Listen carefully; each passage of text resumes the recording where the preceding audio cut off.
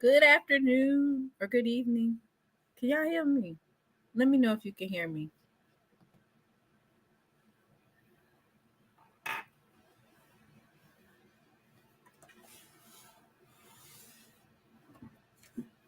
Let me see. I have this. I don't think y'all can hear me. Let me see. No, y'all should be able to hear me. All right. Okay, I got it the first time. That's what's up. Good afternoon, good evening. I'm going to go ahead and address this right off the top.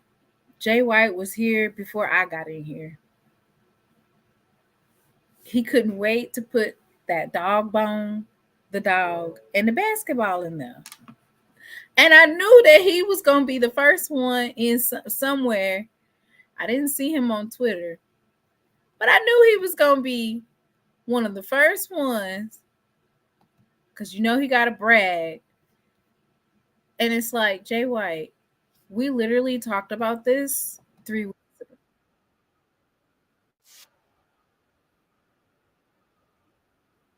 We literally talked about this 3 weeks ago. Is it 3 weeks or 2 weeks? We talked about this when I was in Connecticut.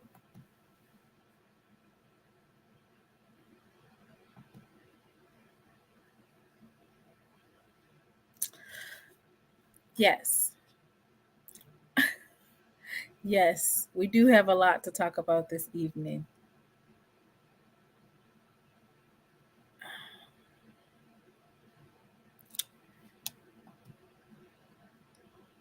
Listen, y'all had to know that Jay White was going to be in here bragging about getting our Jackson State alum. What time is it in Alabama?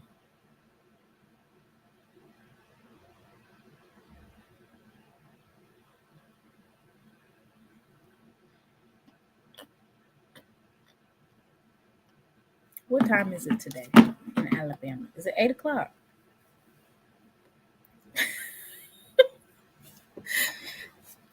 Oh, Lord. Uh-oh. UAPB, Alabama, A&M, Alabama, Florida A&T.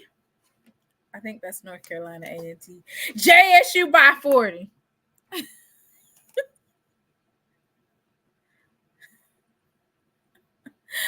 Oh, it's Central. All right. Let me see if I can get.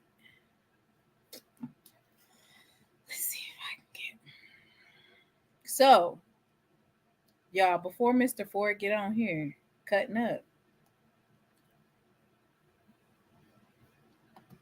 we got a lot to talk about today. A lot to talk about. A lot to discuss.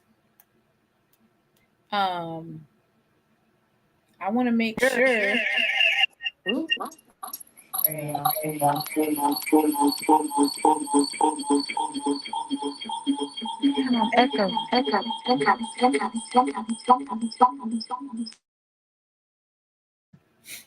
I'm over here trying to send the StreamYard to somebody. Uh-oh. Man, y'all already talking stuff.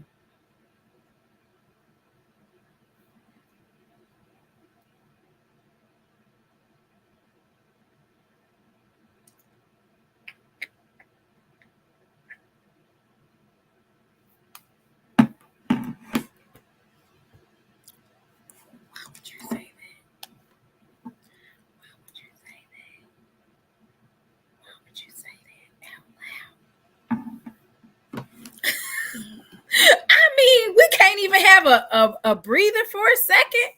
Good Lord. Can we breathe for 2 seconds? Jay White dropping off bones. Maine 24 TV. They wrote me on the YouTube community talking about, you going live today? Well, dang, I guess I am.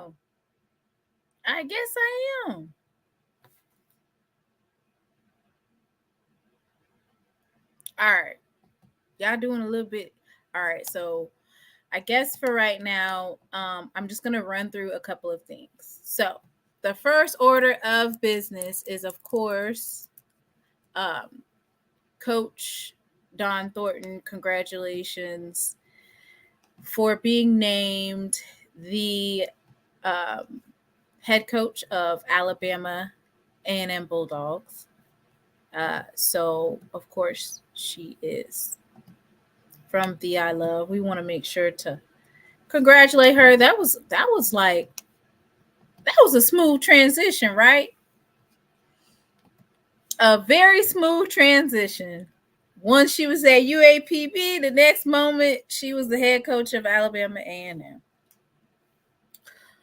Lord, Thornton, please. Y'all are cutting up. Y'all are cutting up in these comments. Cutting up, okay? So congratulations. We talked about Coach Thornton when we were in Connecticut, that her husband is on the football team, and that may or may not have been a contributing factor.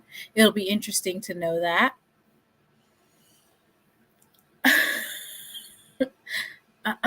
Put that Maynard clip up there, T, of him barking. Now, why you want to see that man bark? Y'all want to see Coach Maynard? He said he got that dog in him. See, Jay is being messy. I'm over here.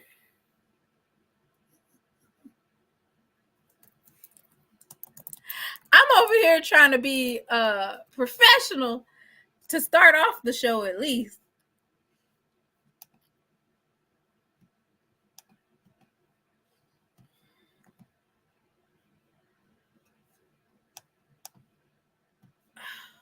And he already starting. So, all right, let me see.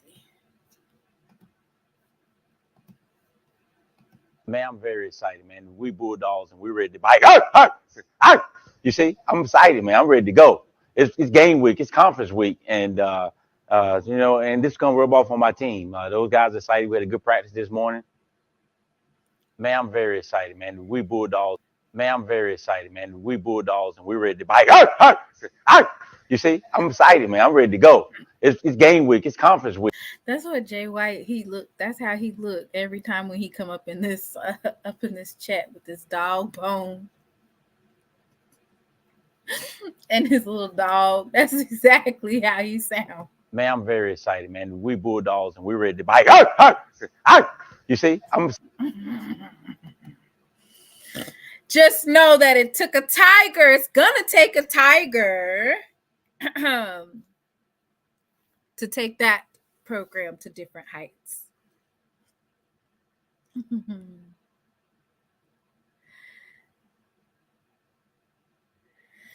Oh, Lord have mercy.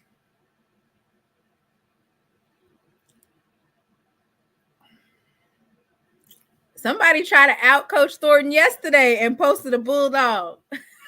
She said it was a cute puppy. But no, congratulations to Coach Thornton. All right. So we're going to see, are all those players that went to the portal for Alabama A&M, are they going to say, I'm withdrawing my name from the portal?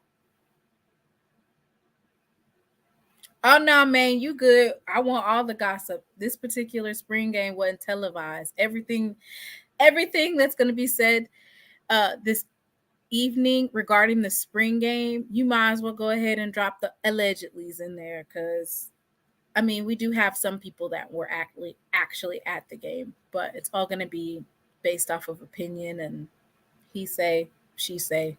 Gossip. All right. So now, let's move on to this spring game, y'all. Y'all want me to start with the good or the bad? What y'all want me to start off with?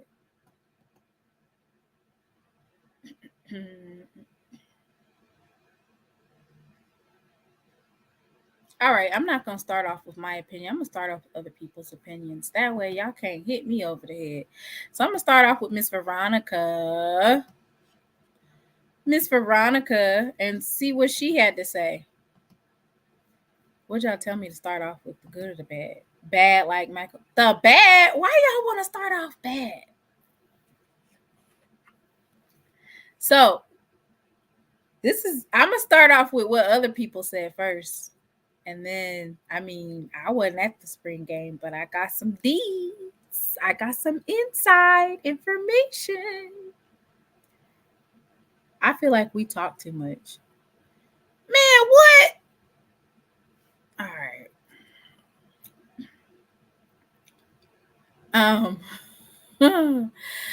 So Miss Veronica says that the quarterbacks and the offense look amazing.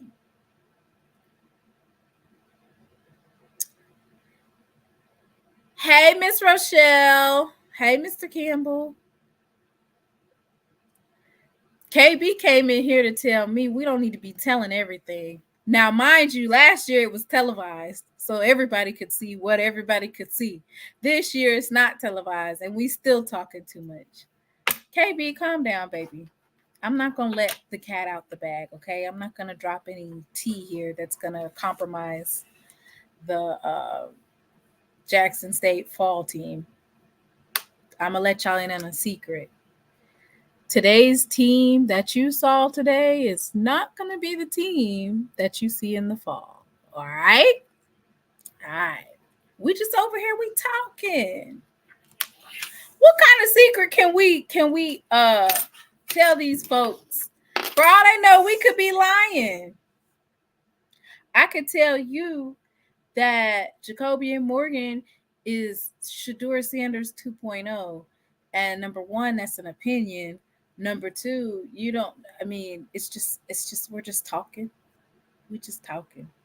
That's all. We just doing a little talking. Just doing a little talking. Defense is still holding strong. See, that's what I like to hear. The defense is holding strong. Offensive line was not present. Wait a minute. All right. So the offensive line, I got a lot of comments on the offensive line. So I got the inside scoop of an answer for why the offensive line might have looked discombobulated. What I was told is that the ones, 2s, and 3s were all mixed up, right? Because they have two teams that they put together. So if the ones are used to playing with the 1s and the 2s are used to playing with the 2s and the 3s, and then the 3s are used to playing with just 2s and 3s. So basically the offensive line was mixed up. 1s, 2s, and 3s, because it was two different teams. Is that a good excuse, y'all? Let me know in the chat what y'all think about that excuse. Yes, no, maybe so.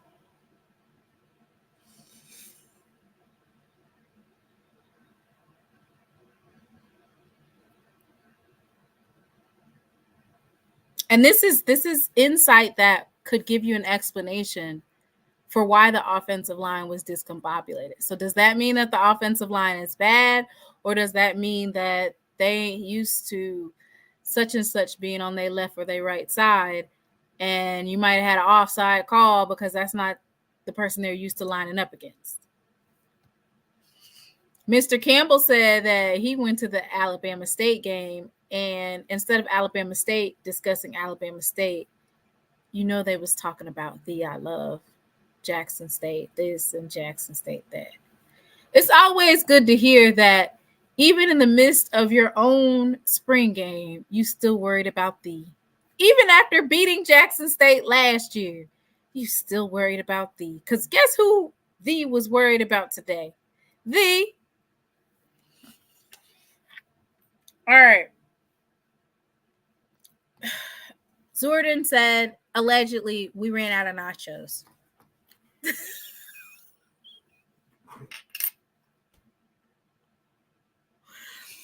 Oh, Lord. What happens on September 28th? Somebody fill me in. All right. So that's the answer for that. All right. Let me read some more stuff on here, some more deets. Let me go ahead to my little secret compartment that I got over here.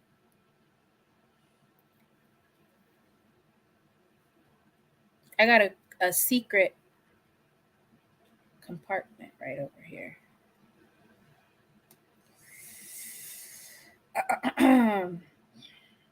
Oh, I have a message that I wanted to relay to Mr. Campbell while he's on here. I wanted to relay this message.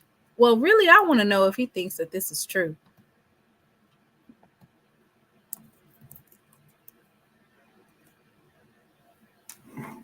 So I was told, and I want to know if it's true.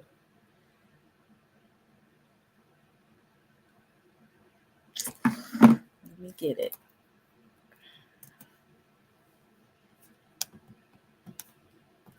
Allegedly.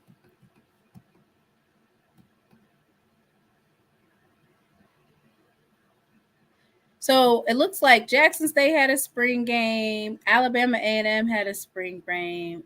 Alabama State had a spring game. It was a lot of spring games. So this is compliments of J. Dot. She said that if you can't see it in a picture, then it ain't a hill. So basically, I'm guessing, I don't know if she's saying that, this is the hill at Alabama A&M, but we don't see any hills in any of FAMU pictures. So does that mean that FAMU is not really on a hill? That's questions that need answers. Y'all are going in on this chat. I don't know what y'all are saying, but it looks like it's pretty deep what y'all are saying. Everybody's got something to say about what their team is, how their team looks. You're supposed to gas your team up. I got some more insider information. Breaking news. There will be some conversations that are had next week. There's going to be some conversations that are had next week, and there might be some folks that are no longer at the prospective institutions. So if you had a spring game, after the spring game, conversations are had, and folks are ushered in to either work on their craft, work harder, maybe their scholarship might be cut in half or a fourth, or they'll be asked to, maybe they'll get their scholarship taken all the way.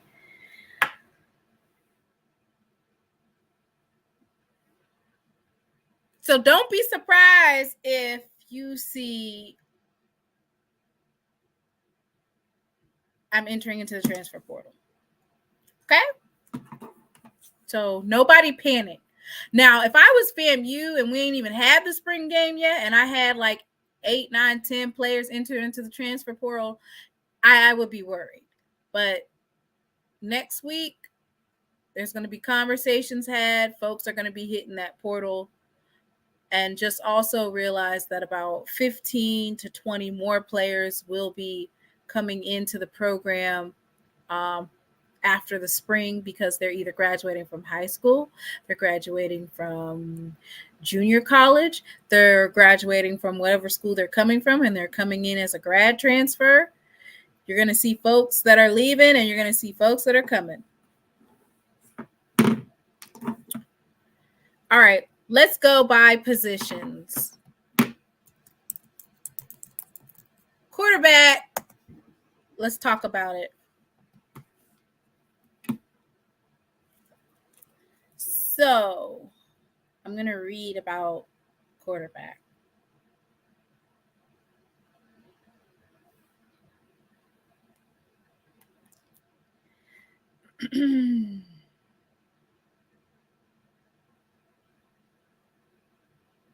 Damn. I don't even want to talk about baseball. Let me skip that. All right, so the quarterbacks. Jacoby and Morgan. He looked really good today. Let me go ahead and pull up those videos from Jackson State football so we can look at those touchdowns.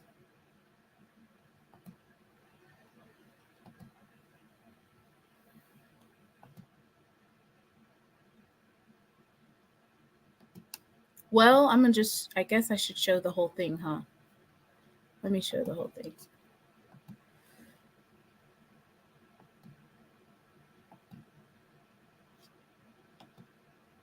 Number 12 is Nyreek Sharp, I want to say.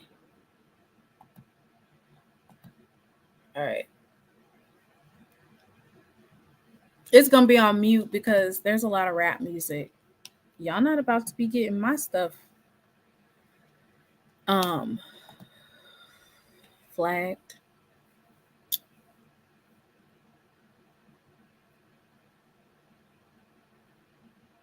Why? What was up with number 12?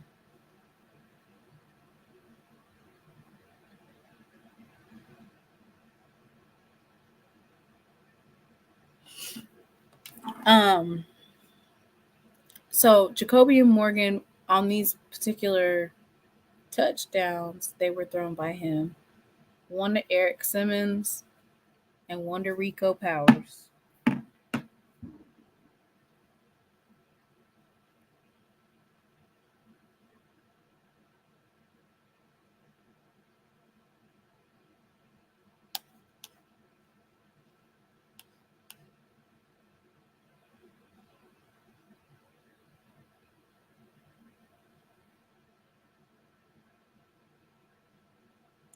I like to say shout out to Jackson State fans. Y'all had a nice little crowd. It was nice today. It was cold and then it was hot. It was nice. Of course, in the red is special teams and quarterback. And then you had blue team and the white team. Number 8, that's Jalen. I want to say, okay, so that's Eric Simmons right there, number 17. That was a throw to by Jacobian.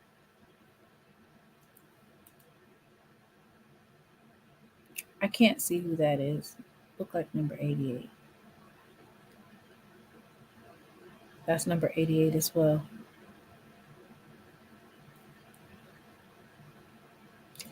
That was Jacoby and Morgan to Rico Powers. He's number 14. Number 12 is Nyreek Sharp, the 3-star out of Georgia who committed last year.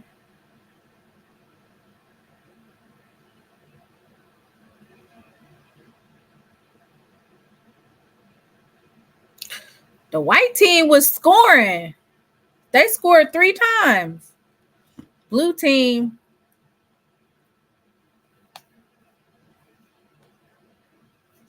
yeah. And they had a press conference. And the final result was the blue team scored 9 and the white team scored 23. So the white team won. Rico got a point to prove. I should hope so. He's got something to prove. Yes, he does.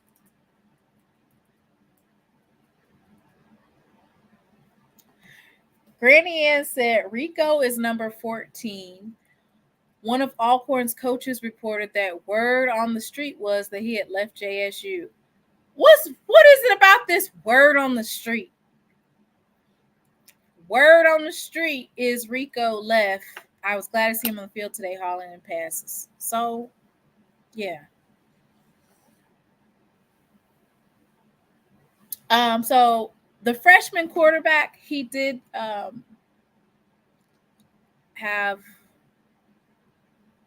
a drive or two, and I was told that he did well. He's a true freshman. So they said he was a little bit nervous. The offensive line, once again, they said the offensive line was off today. Now, mind you, as I stated before, that today's offensive line was a mixture of ones, twos, and threes. And you know what? It's not that big of an excuse. But when you are used to, especially for the offensive line, lining up with certain players, and you guys know how you play, how you line up, and you communicate with each other, and you're used to that, and then you're suddenly next to somebody who sometimes rarely sees the field or doesn't do consecutive sets with you. Sometimes that can throw you off a little bit. Yes, as Brianna said, that's a position that has to gel. Granny Ann said the freshman quarterback did not do a bad job. I'm excited about his future at JSU. All right. So crowd was good. I heard the defense was keeping the offense out that red zone. If it's one thing that we need to punch through, it's that red zone offense. It's not just, it's been and once again, when we say too early, this is like a glorified scrimmage, right? And this is a chance for the fans to come out and see the prospective players, see the coaches. It's a glorified scrimmage / practice. Very vanilla, right? Very vanilla. But even with it being vanilla, they said that the defense looked really good.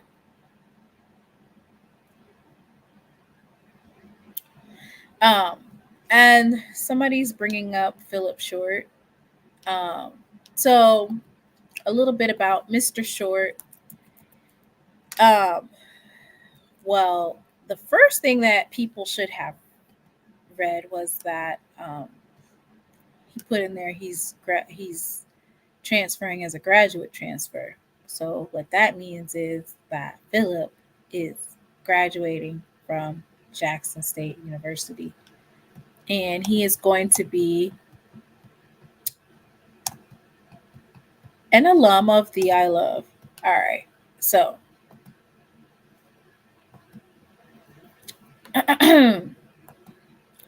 so this is from December. Philip Short, Balls and Brains, graduation, spring 2024, president's list. So at this point, he already said in December of this year, December 16th, 2023, that he was graduating. So this is much to do about nothing for real, because he had already made up in his mind in December that he was going to be graduating.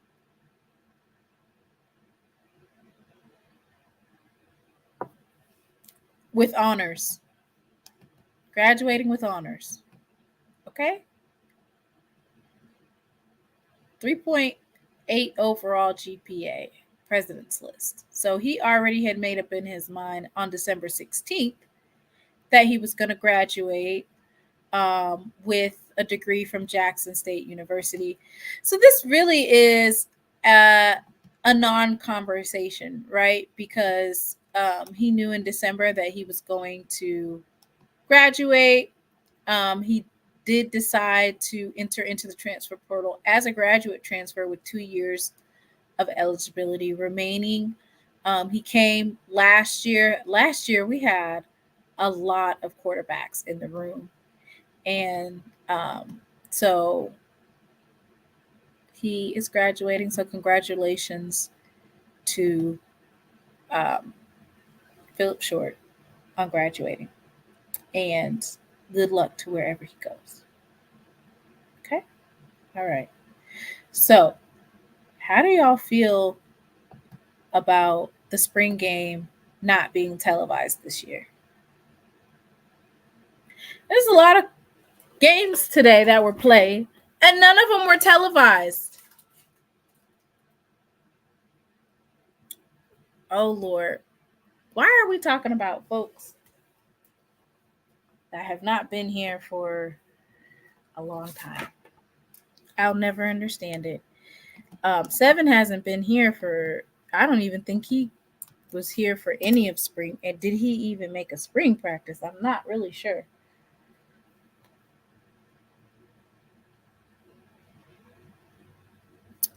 Russell Hayne, where are you pulling these stats out of? That's what I want to know. Where did you get that stat from?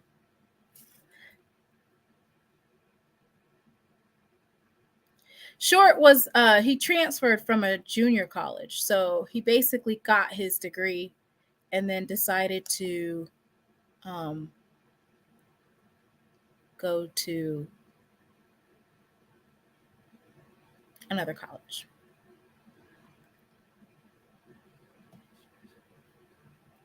I'll be right back, y'all.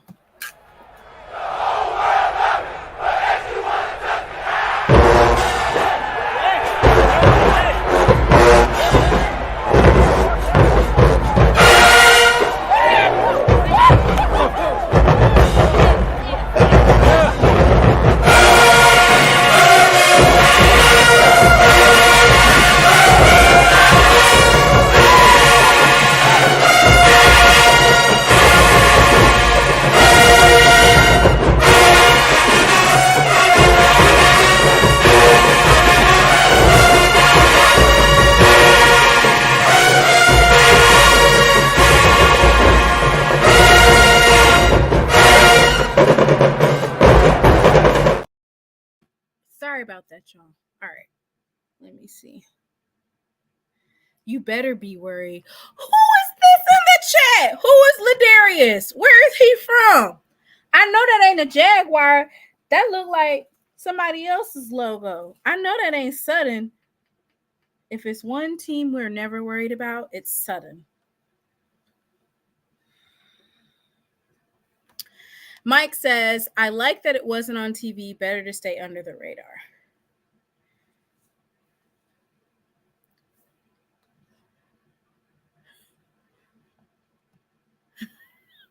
I know that ain't Sutton in here.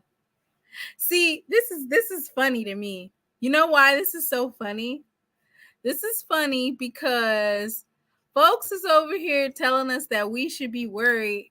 So now I'm gonna just tell you right now. They said that Jacoby and Morgan look like Cam Newton 2.0. I mean, and we talking about 2015 Cam. We ain't talking about the Cam when he got to the Patriots. We talking about 2015 Cam. That's what they said Jacoby and Morgan look like. They said that Zay is looking good as well. That, you know, he's going to contribute a lot. Which quarterback does Zay look like? They said Zay looked like Lamar. That's what they said. Zay look like. So make sure you take that back. Ladarius. They said that Jacobian looked like 2015 Cam Newton. And matter of fact, and the rest of them look like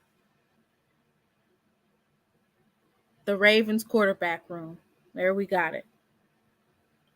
Our running back room. They said Nate Blount is a dog. Let me get, for those of you that don't know, Nate Blount we flipped Nate. He was supposed to go elsewhere. Nate Blount the fifth. He had a 5,000-yard career as a Bulldog.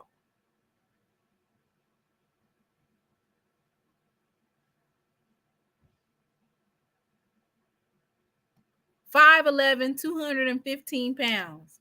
You know, he probably done picked up a little bit. He's from Brandon, Mississippi, Brandon High School. And that was a 3-star running back that they had crystal ball elsewhere. And then whoop, whoop, Jackson State said, not so fast.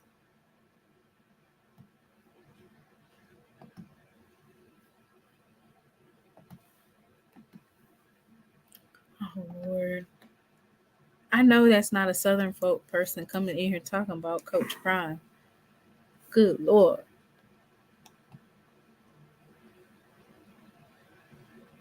Y'all coming to get your ass beat, Ladarius.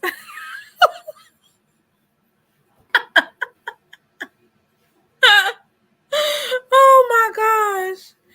Sudden, if you think you beating us in the vet, I got news for you.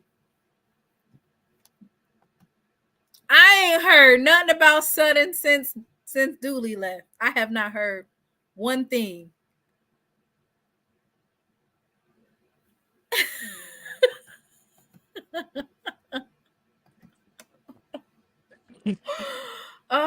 The dude from Southern said we coming. He thinks SU is prime prep now.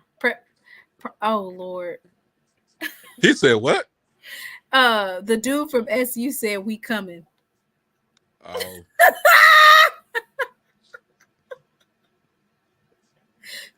Ladarius said he's putting us on notice. Southern is putting us on notice tonight. He said that we coming. He said you prime prep now.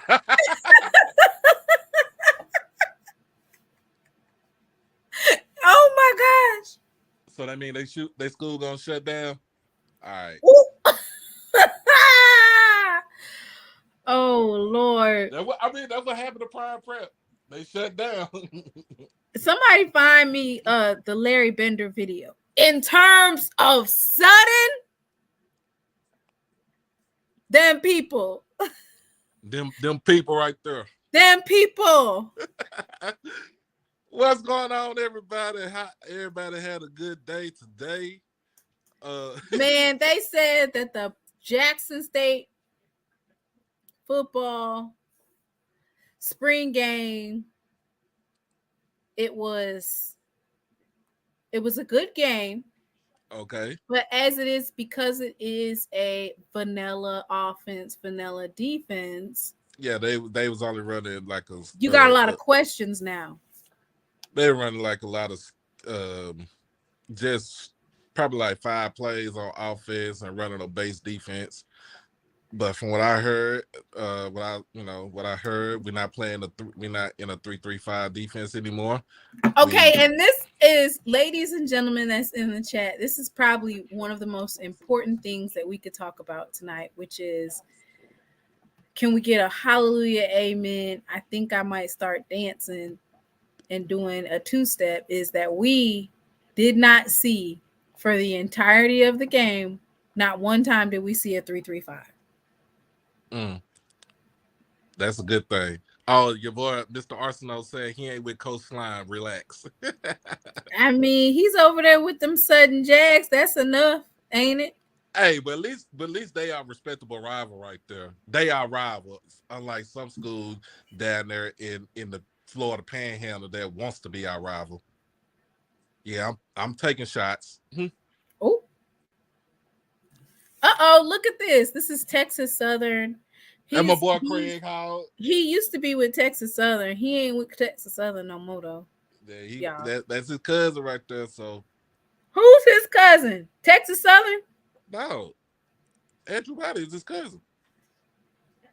Look, the fact that Andrew Body is already able to make waves and got folks over at Alabama State that normally wouldn't go, or that had something smart to say about Alabama State, they all over there being fanboys.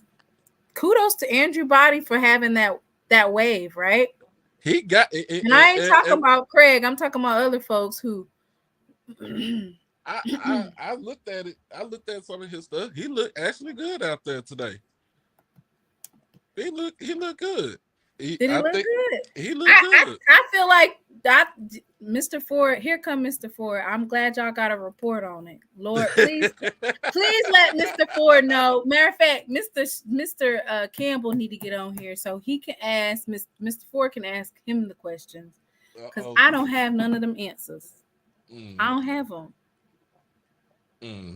I don't have the answers. Well, when the transfer portal open back up, Mr. Moore, when Andrew Body entered the transfer portal, people like Craig Hall also entered the transfer portal. So that's what happened with that.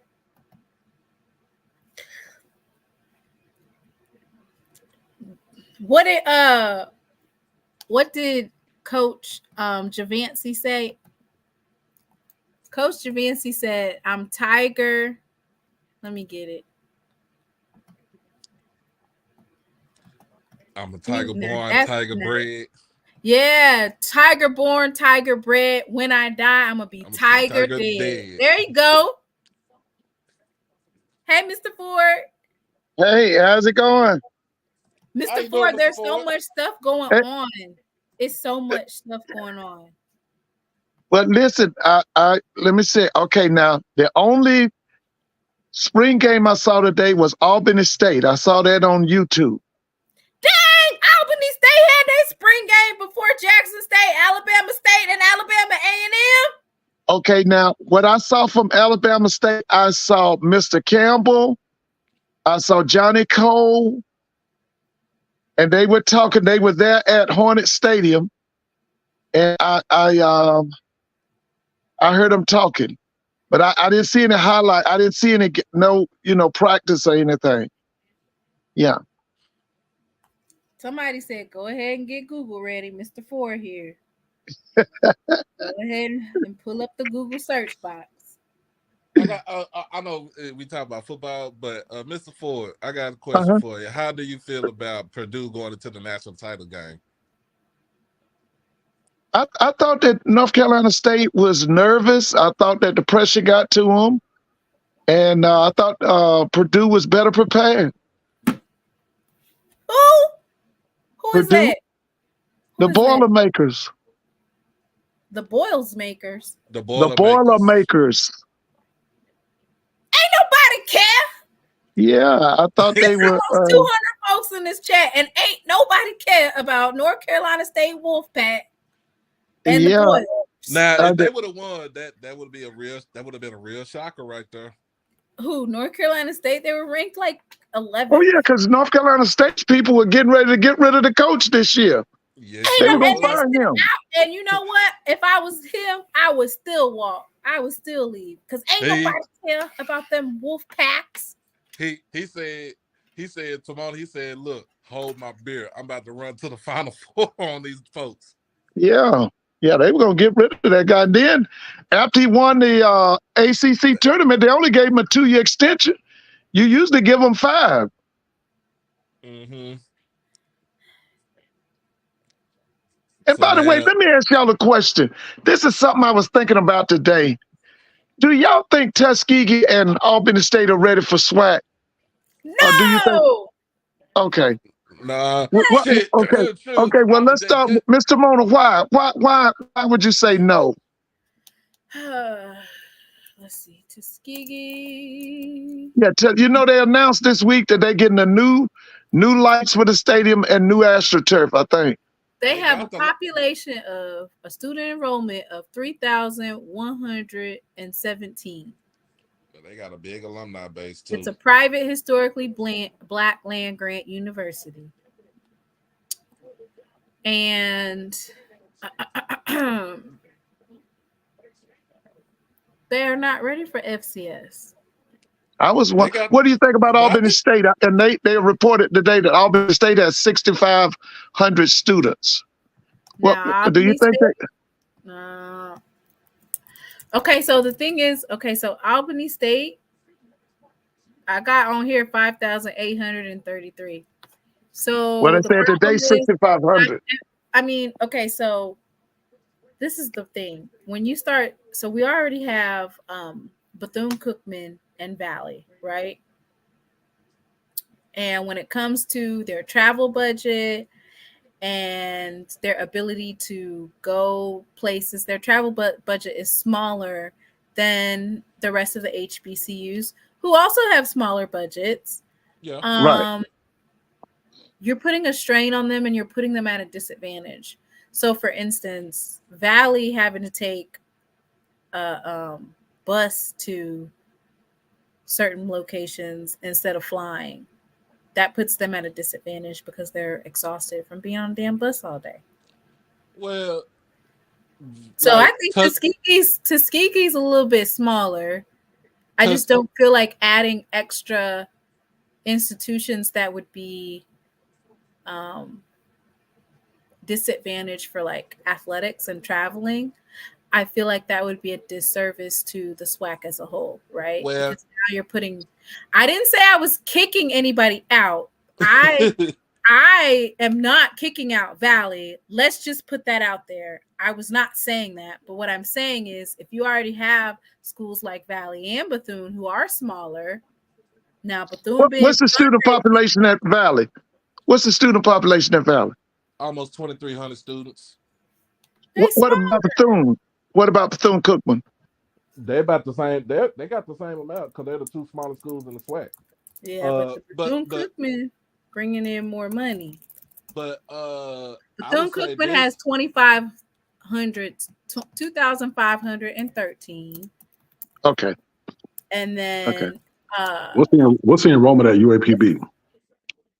Enrollment at UAPB should be like close to 3,000. What's up, 2,182. Oh, okay. 2,182.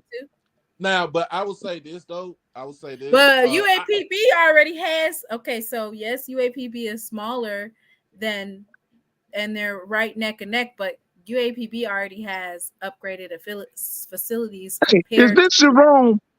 Is yes, Jerome sir. on it? Mr. Jerome, I got a question for you. Yes, sir. And I was thinking about you this week. I was saying, if you had the choice, should Jackson State go after a law school first or medical school first? What's your thoughts on that? What should be first, law or medicine? That is I think the law would be more attainable financially. And with respect to medical, I wouldn't say necessarily medical school, but more of maybe a school of optometry or maybe a school of dentistry. Right. And the reason that came on my mind, they're bragging up in Maryland right now about Morgan State's getting ready to start a medical school. And so I thought about you in Jackson State. Oh, yeah. There's some wonderful things that have come out of that lawsuit up in Maryland for Morgan State. So they're able to afford it. But I think what would be more feasible is definitely having Jackson State get their own law school. Right. You want law school first? Absolutely. Okay. All right. So I was saying, I was getting ready to say, as far as with Tuskegee and Albany State, those two schools do travel. They make the most. They travel farther because they do play Central State, and that's in Ohio, and they do go to Frankfort, Kentucky to play Kentucky State. So they do travel. They can travel, but I mean, if you want to put a school in the SWAC, either one of those schools in the SWAC, I would just say Tuskegee based solely off the prestige of their football program, because they're the only HBCU to have 700 wins as a football team. Yeah, they're the winningest black college in America in football. They're the first black college to have a marching band. And then I would say like that, and add on with their alumni base, because it is a big alumni base. It's they got a good prestigious alumni base that I think they can raise money. Hell, they just announced that they got lights. Yeah, that's what they announced this week. They're getting lights. They got, so and their president, Dr. Charlotte Morris, She's a Jackson State alumna. Oh, she. Yeah, I would definitely give my nod to Tuskegee. I think uh, ASU, Albany State. Even though it's in Georgia, it's in a remote location in Georgia, Yeah, South Georgia. and It's South. It's yeah, 90 miles from Tallahassee. yeah, I don't see a lot of. I don't know. I mean, they used to have a good fan base, but I don't see a lot of them traveling around the SWAC like that more so than Tuskegee would. And Tuskegee is closer to most of the SWAC schools, so I think they'll be a better fit. Yeah. Because Tuskegee is right there at Alabama State. Right up the road is Alabama A&M. But when you say so, are they going to be prepared to move all of their sports up to FCS? I think they got. I think they will because they got the money for it. They do, and they spend what I think they spend $6 million on sports, right? Or $5 million. Not sure about that, but I do know they're one of the only few HBCU D2 HBCUs that offers baseball. I know their head baseball coach is a Jackson State alum. He's one of our young alums, doing a good job over there. They've got a good infrastructure. They got a big endowment. Their alums truly give, especially when they're winning. And you can tell Tuskegee is hungry to get back to their kind of dominant ways in athletics across the board. So I think they could afford it. And I think they'd be a good addition, I guess, with respect to name recognition. Albany State, I think they should stay where they at. They got a good enrollment. But they said today 6,500. That's more than Alcorn and them other schools. Damn near as much as we got. Brother Bakari, what's up? I think their enrollment. I think their enrollment can be attributed to that merger they had with what's the name of that school? Thorton. Yeah, that's right. It's two campuses: Albany State East, Albany State West. I would say also I don't know about Albany, but what do you think about Fort Valley? I think Albany before Fort Valley, right? Yeah, I'll put Albany before Fort Valley. Okay. I mean, if you want to siphon somebody out of the SIAC, I'll go with Tuskegee, and I'll probably go with Miles. What do y'all think about Kentucky State? Do they have any money up there? No. Yeah, I was about to say Kentucky State. The reason why I say Kentucky State, they got a really good fan base as well. And especially like in the Midwest, they travel very strong to Indianapolis every year or Chicago for those classics. The football team over the last 10 years has been pretty solid. Normally they play in the SIAC championship game. They got a solid band program. They're not too far from, I know Alabama A&M plays Kentucky State this year. I don't think they're too far from A&M, but still they're pretty much far away from the rest of the SWAC. So that would be a height. Okay. So they would be How far is Frankfort, Kentucky from the rest of the SWAC, like Montgomery, Jackson? So Frankfort, Kentucky, you'll probably you have to cut through Nashville. So you probably looking at about like 7 hour, probably like 7 hour drive right there, 7.5, 8 hour drive. That's Interstate 75, isn't it? Mm-hmm. From Frankfort to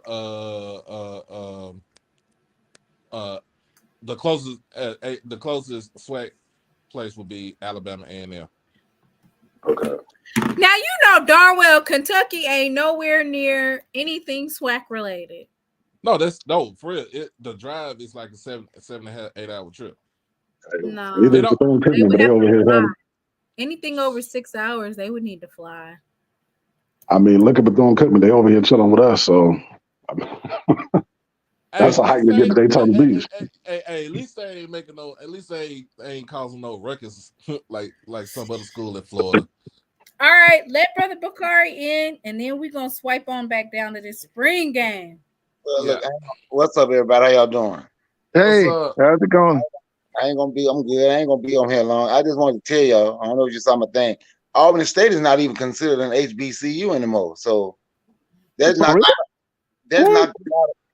them Yes, they combined with a white school. I think it's called Thorton College. Thorton Yeah, Technical yeah, that's right. College. They are not considered an HBCU anymore. Per students I know that go to Albany State, and one of them showed me what the president was saying to the students. It hurt them that they are not considered an HBCU anymore. They want to say they're an HB. Actually, according to the students, is actually they say right now it's more white people on campus than black people. So that knocked them out of it anyway. I think we need to be trying to figure out a way to get the MEAC more teams instead of. It said, it said in 2017, Darton State College and Albany State University consolidated to become one university under the University System of Georgia. It happened this year, though. Huh?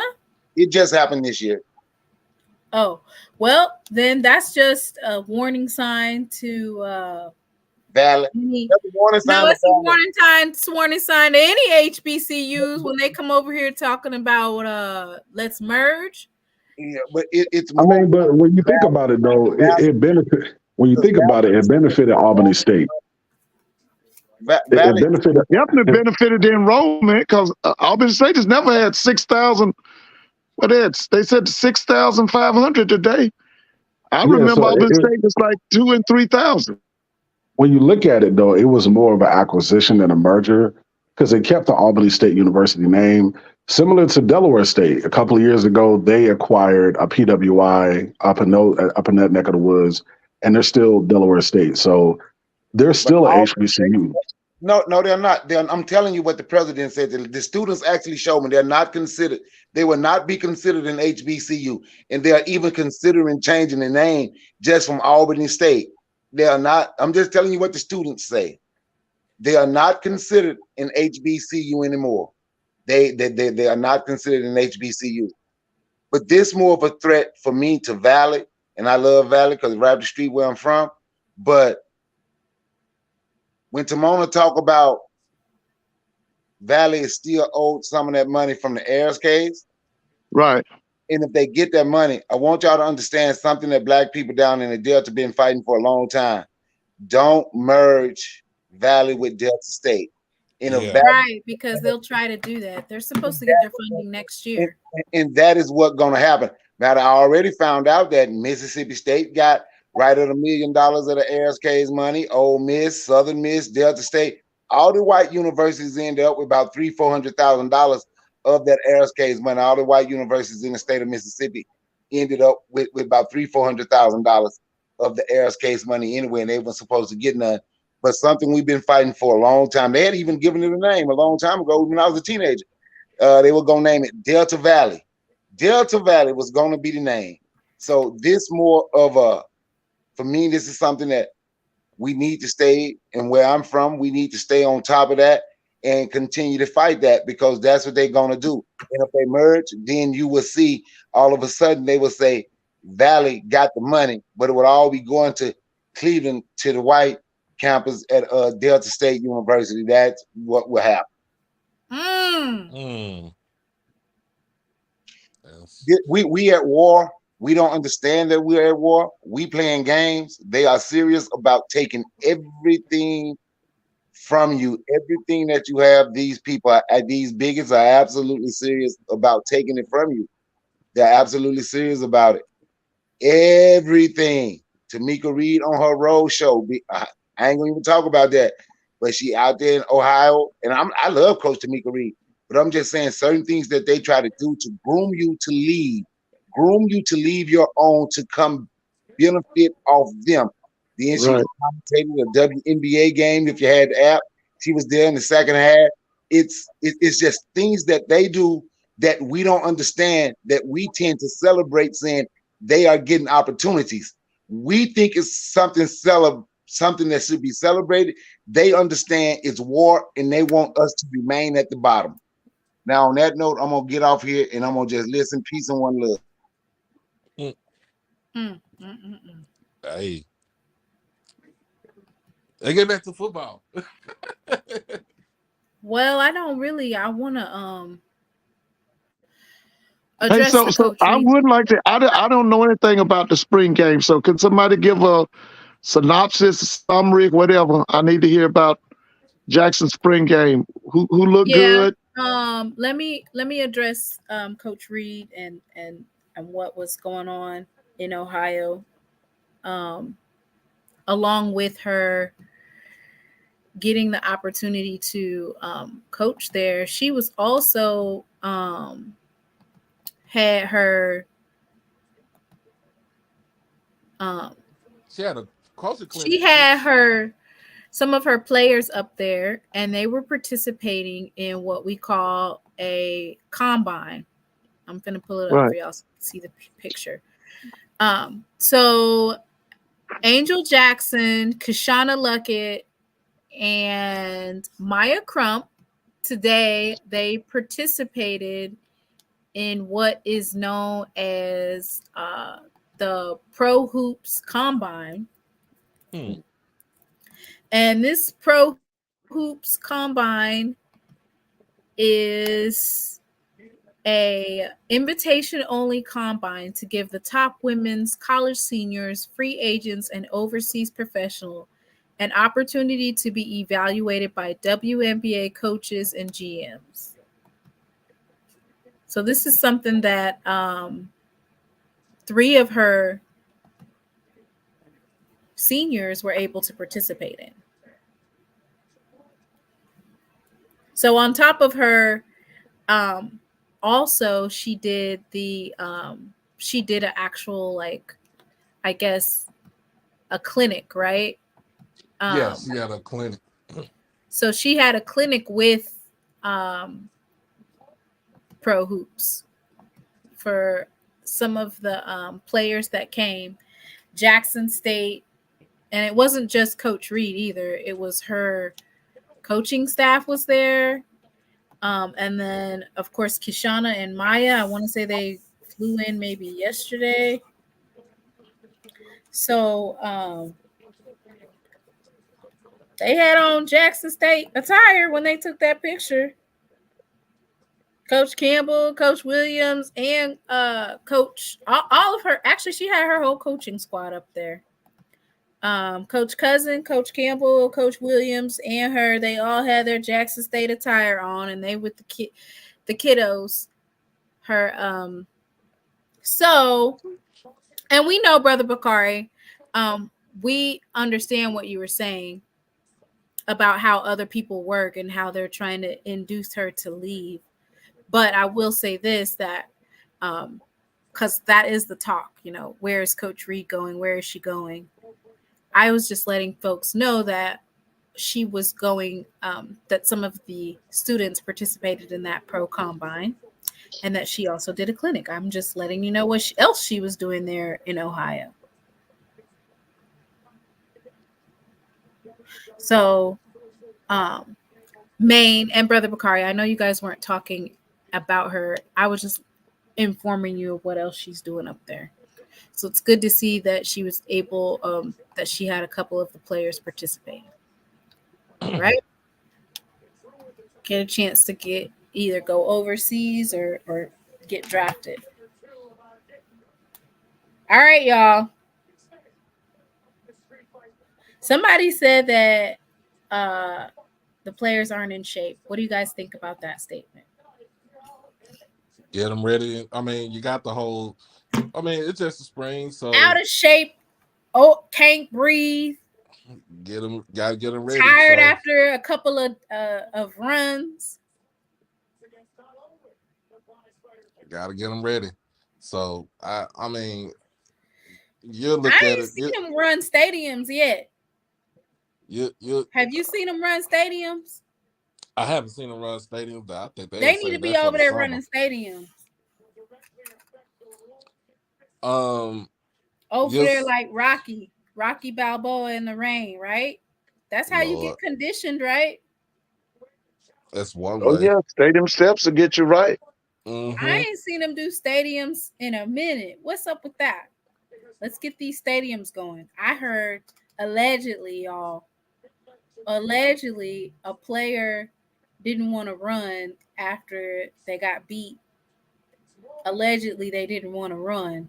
Y'all need to run. It's spring. Well, I'm gonna put it like this, Timona. If they ain't want to run, They don't want to run because he didn't want to run because he got beat. Get him out. Let him go. Let him go. Mr. Moore, we don't really got hills like that in Jackson. I mean, they do have a hill like a strength and condition. They have a conditioning hill at Jackson State, but we don't. We got a big hill over there at the vet. Go ahead and run up and down them stairs.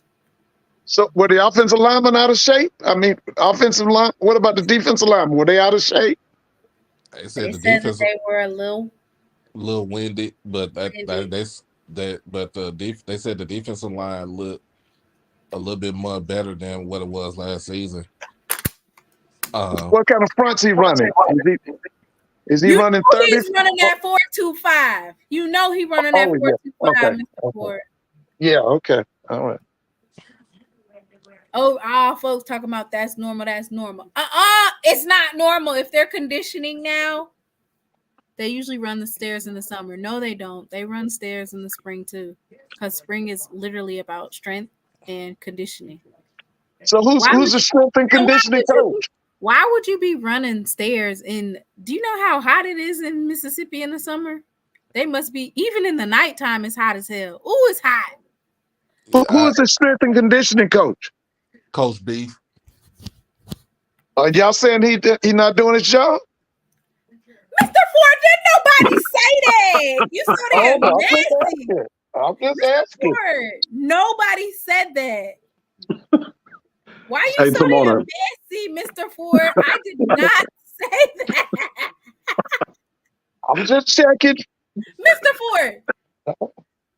Hey, Timona. Hey, you hear me say that he wasn't doing his job. I didn't say that. Okay. Hey, Timona, speaking of the spring game, we got to give a shout out to the Sonic Boom. They hosted over 1,000 high school students today, and they looked and sound amazing. And just a testament to, like, if you can get 1,000 kids together and everybody's on beat and knows the music, that's just a testament to them, their planning that went into the day with the Boom, and all the kids that came out to support or participate. It looks like they had a really good time. 1,000? Yeah, they had 1,000. It was. I seen some pictures I seen pictures earlier. Hey, Jerome, is the Boom the largest black college band? No, we're not the largest, but we're the best. This past season, no, I think FAMU kind of grew a little bit. FAMU is the largest black college band.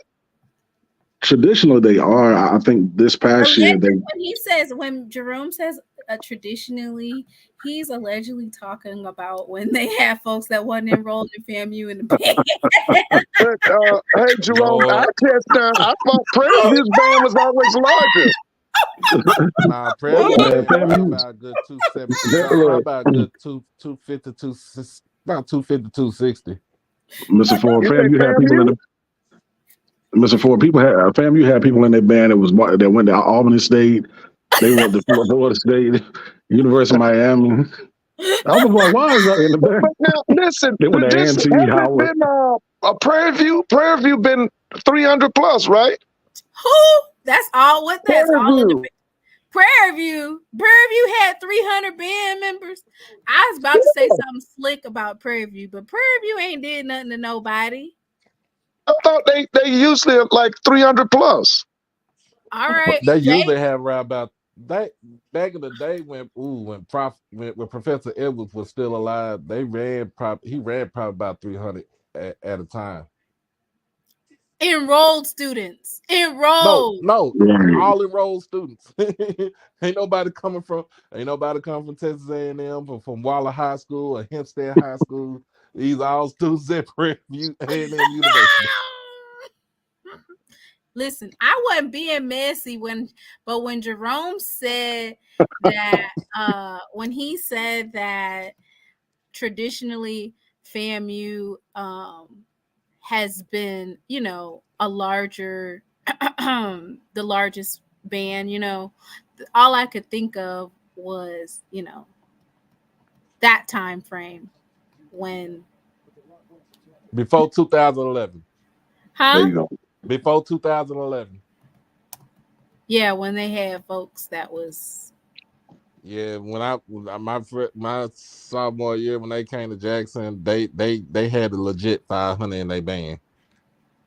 Yeah, I kind of remember that too. Yeah, All they were right, doing so about here's 400. they had how many? They had about 400 500, at one time. Yeah, they were. 5 bills.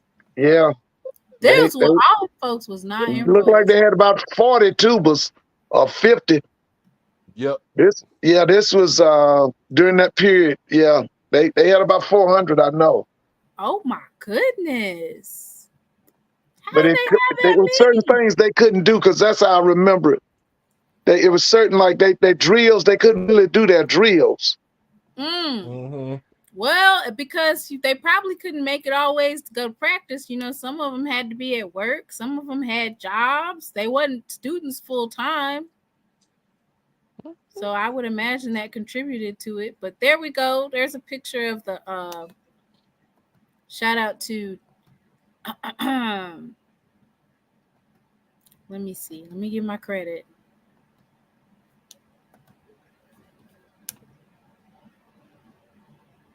Okay, so this says 1,000. Oh, this is from Dr. Cunningham. But 1,000 high school students from all over the nation participated in the 2024 edition of A Day with the Boom. Wow. That's big time. Yeah. That's big time. Hey, Mr. Campbell on here. Tell Mr. Campbell I saw him on YouTube today at Alabama State with Johnny Cole. Tell Yeah. Mr. Campbell, Mr. Ford, call Mr. Campbell to the floor. Mr. Campbell slid down there in that Escalade, in the white Escalade on 26. Yeah, I saw him down. I didn't see any highlights. I saw him in the press box. And Okay, I watched him. in the press box. Yeah, Mr. I thought I Campbell saw him had in the press credentials to go box to and an then I Alabama saw him State. somewhere else. Who approved Mr. Campbell to have credentials at an Alabama State game? And he over there repping FAMU. Something's up. Call Mr. Campbell to the floor. You don't got no questions for Mr. Campbell, Mr. Ford? Yeah, I got a question for Mr. Campbell. What's up with them kids going into that portal? Uh-oh. How many went in the portal? It's about 10, Mr. Ford. There's about 10 of them now. You got the names? I sure do. I sure do. Read them out. Read the names. I So I was know, waiting of on you course, to one ask. is Jenna Hunt. Who else? Deco Wilson. I know that's a safety. All you gotta do is look up FAMU and then transfer portal. That's all you gotta do. And it's so many names that came up. Mr. Mona, call out the name you got. Let me see who. Cardell Thomas. That's that big boy from LSU. I know him. Alan Smith Jr. What position is Alan? Defensive end. You know a number? What number? He's a grad transfer though, so that's good. That means he's graduating. I can get you his number. Alan Smith was number 23. Yeah, I remember him. Okay, who else? You want me to keep going? Yeah, you know I want to hear them names. We might be here all night. Deco Wilson was number 11. Yeah, I remember him. I remember him. You remember him? Yeah. Okay. Yeah, because he made all SWAC too. Kareem Burke was a wide receiver. Oh, Kareem Burke is out of Jacksonville. He was a big time wide receiver. I think he's from Reigns or Reebok. Yeah. They didn't but they got they brought some wide receivers in. And did somebody say that kid that y'all had a few years ago, Quay Davis, is he in Tallahassee? Yep. Mr. Ford. Huh? He ain't talking about nobody that didn't hit the field. Yeah, but that kid Quay Davis can play, man. That kid can play. He can play, but we can't even really count him. That's a Texas Southern transfer. He done stopped and played at Texas Southern and went out of Texas. He had more stats at Texas Southern than at Jackson State. Defensive lineman Sharif CA. He had 22 tackles, 9.5 tackles. You remember him?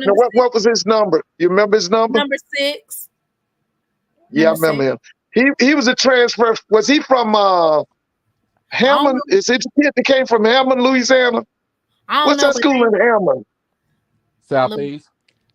Did he come from Selah? Southeast?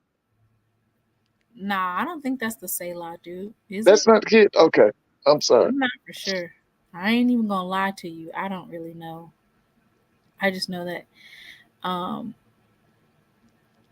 guess where they want to come? Nah, let me stop being messy. Okay, So, give me that. but okay, so but Mr. Ford, this is all of the different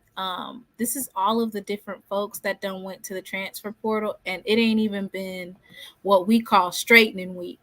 So there's a week after the spring game where you're gonna see a lot of folks hopping up in the portal. Coaches getting ready to have Yeah, that's true. That's evaluations. true. They're gonna tell you, look, you need to work on this, you need to do that, you need to do this. And they doing the opposite. They doing the Well, you opposite. know, last year, remember during the summer months, Willie Simmons brought in 27 players from the transfer portal. Well, that's true. So you're right. There gonna be a lot of kids after this spring practice is over.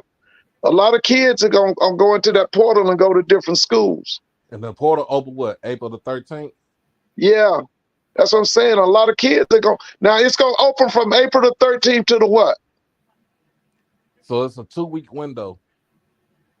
Okay. And But we should see a lot of kids moving. Yeah, and after that 2-week window is up, you should be able to finalize your whole roster at right before fall camp starts. Right. So we're gonna see a lot of kids moving. Because I thought that was the thing last year when he brought in them 27 players during the summer. I thought that was the final straw. You said they won't be missed.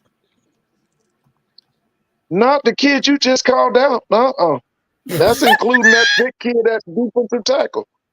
No. No. You hadn't called out a significant loss. Because I don't think that General Hunt boy is going to be lost. I don't think he's going to be missed. I think he's going to be missed. They're going to miss him. Because, see, they run now, unless they change it from the guy that they had, he ran a lot of depth. Remember, he would let them play so many plays, and then he would check them out and put in new people. He ran a lot of players. That guy that they had, Smith, what's his name, Smith? Yeah. What's that DC name from last year? Ryan Remember, he played a lot of players. He did. Yeah. He would let them play a few downs, and then he wouldn't let them get winded. He'd pull them out. Hunt is going to be missed. But anyway, so I said all that to say that there's going to be a lot of movement coming up here. So don't be surprised if you see such and such. Hey, you need to listen. You need to let Mr. Campbell give a report from Montgomery. I don't know. He's not coming up. I told him to come up here. I don't know what else you want me to do. Hey, Mr. Campbell, is Alabama State going to kick y'all ass next year? How about that? The way that they look, they probably is. And they in Montgomery this year too. Oh yeah, they probably gonna kick him in. So you need to come up here and let us know. Are they gonna be? Is Alabama State gonna win the SWAC? Oh my God! And by the way, y'all heard from Miss Lori? You know I need to hear from Miss Lori. Anybody heard from Dr. Lori? What you need to hear from Dr. Lori? I'm a follower of Dr. Lori's. Y'all know that. Don't start no mess. What you need to hear from her? They ain't did nothing right now. They ain't did nothing right now for you to hear. That's what I'm saying. Anybody heard from Dr. Doc? You heard from Dr. Lori? Nope, I have not heard from Dr. Lori. Okay. That's my favorite Rattler. That's my favorite Rattler. Oh my goodness. What you gonna hear from her? Because I just need to hear something from Dr. Lori. It's my favorite Rattler.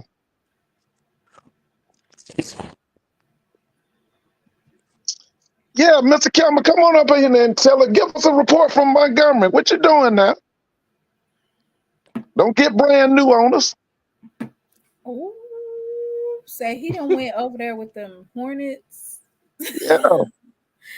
Listen, all I'm gonna say is my chest can't be tight, so we're gonna work. Everybody, they seem to say that the conditioning is a non-issue. Me personally, y'all gonna be running stadiums in the spring. That'll weed some folks out real quick. Make them do stadiums and see who hits the portal. You want to Hey, go? how did they say Cam Newton, boy, you know what I'm talking about, Jacoby? How did he look? They said that he They was. said he looked like 2015 Cam Newton. That's how he was looking. Did he look like he could win the Heisman Trophy? Man, 2015 Cam Newton going all the way. We went in the SWAC and going to the Celebration Bowl. So all the wide receivers look great. We had some good drives. You didn't get a chance to see him? No, the only game I saw, Albany State spring game.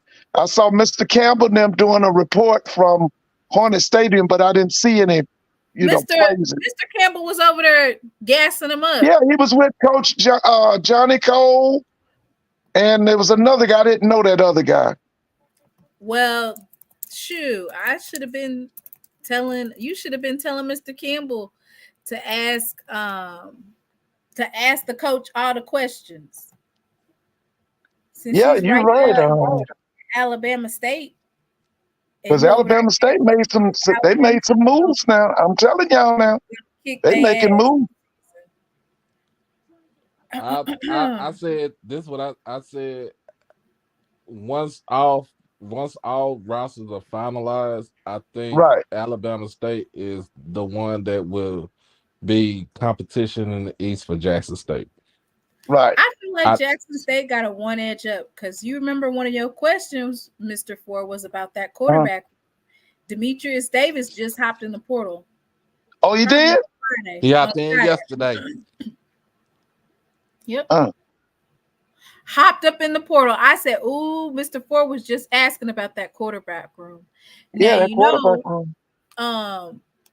That's one of the main. So him hopping up in the portal like that. If I was Demetrius Davis, I would have stayed. Hey, Mr. Campbell, what do you think of the offensive coordinator at Alabama State? This is the guy that once was at North Carolina A&T. Chris Barnett. What do you think about him?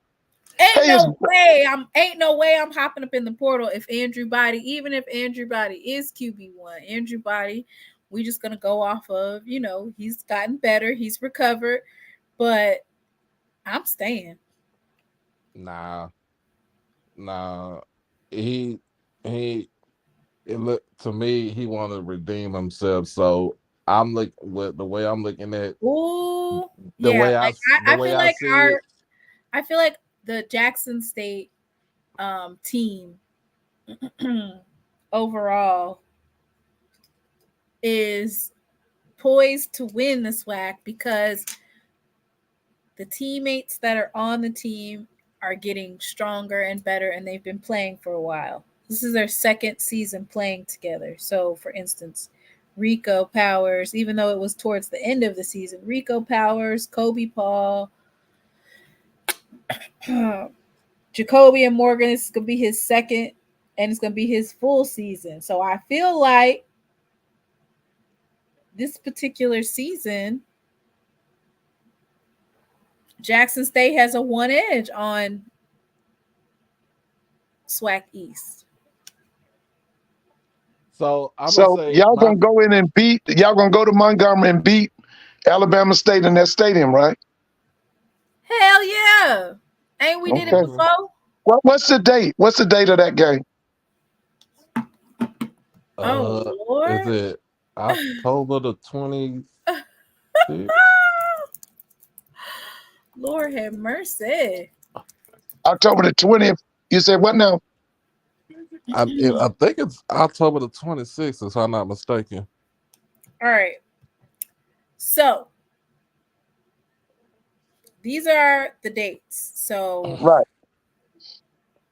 Florida A&M comes to Jackson State on the 19th.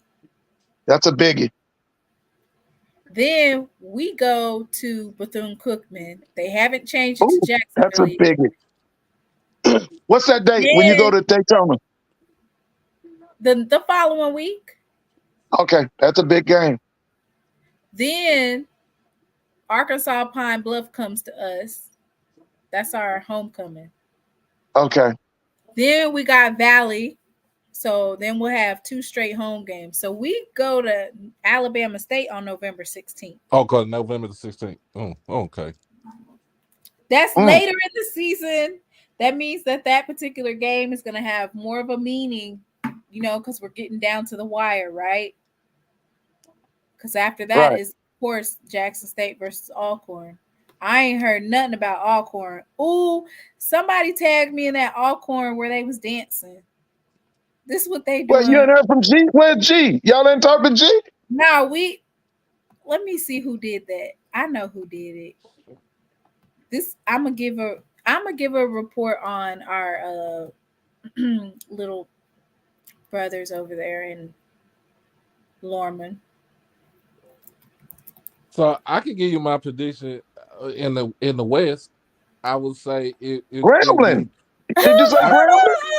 I would say Did you say Grambling?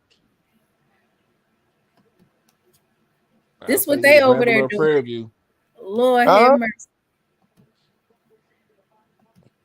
Oh God. This is what I'll say between Grambling and Prairie View. Listen. We got Mickey Joseph, head coach. We got Eric Dooley, offensive coordinator. We have Jason Rollins, defense coordinator. Hey, that's it right there. Okay. That's it. The G-men are back, baby. I wish you would stop talking about Grambling. Good Lord. The G-men, baby. The G-men are back. You can't even name 5 people on Grambling's roster right now, Mr. Ford. Well, I know that kid from Alabama State. Listen, they say that if he comes through, we back. That Miles Crawley, they say if he comes through, we back. Name 5 kids off of Grambling's roster. Okay, now I know them running backs left right now. Wait a minute, that Chunky, he left, right? Yeah, he went back home to California. Okay, what about the Williams? Did one of them leave and go back to Baton Rouge? Williams? Chance Williams gone. He gone. He gone. Okay, now the offensive line, is it brand new? Everybody over there brand new, Mr. Campbell. I mean, Mr. Ford. Okay, let's see. That's what I'm saying. You over there talking about Grambling, the G-man's back, and you can't even name. Listen, did you hear that coaching staff I called out? You heard that coaching staff? Huh? Listen, Dooley does well as offense coordinator. Now y'all know that. Y'all know he do well. And I quote Mr. Ford. Huh? As long as Dooley over there, you're not going to win anything. He's not a good championship coach. Listen, he won a SWAC championship at Arkansas Pine Bluff with that kid Ben Johnson. I think he's deceased now, and he won 2 SWAC championships with Doc's homeboy, the kid from Dallas that came from Ole Miss. What's his name, Doc? Oh God! That quarterback. He was from Dallas. He came to Grambling from Ole Miss. Kincaid. That's right. We won. He was offensive coordinator. So, and Dooley's been to the Celebration Bowl, twice as offense coordinator.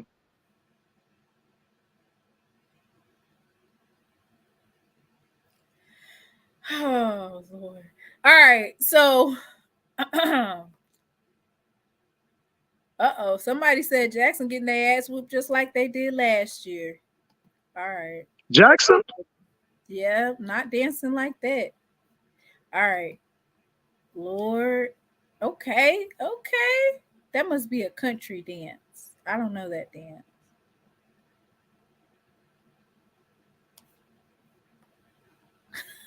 Listen, you know what, that schedule in the East is going to be like a tournament. It's going to be elimination every week. Yeah, it's going to be a tournament. Because see, you're going to have that FAMU. You losing like 5 or 6 games next year. I ain't even going to hold you.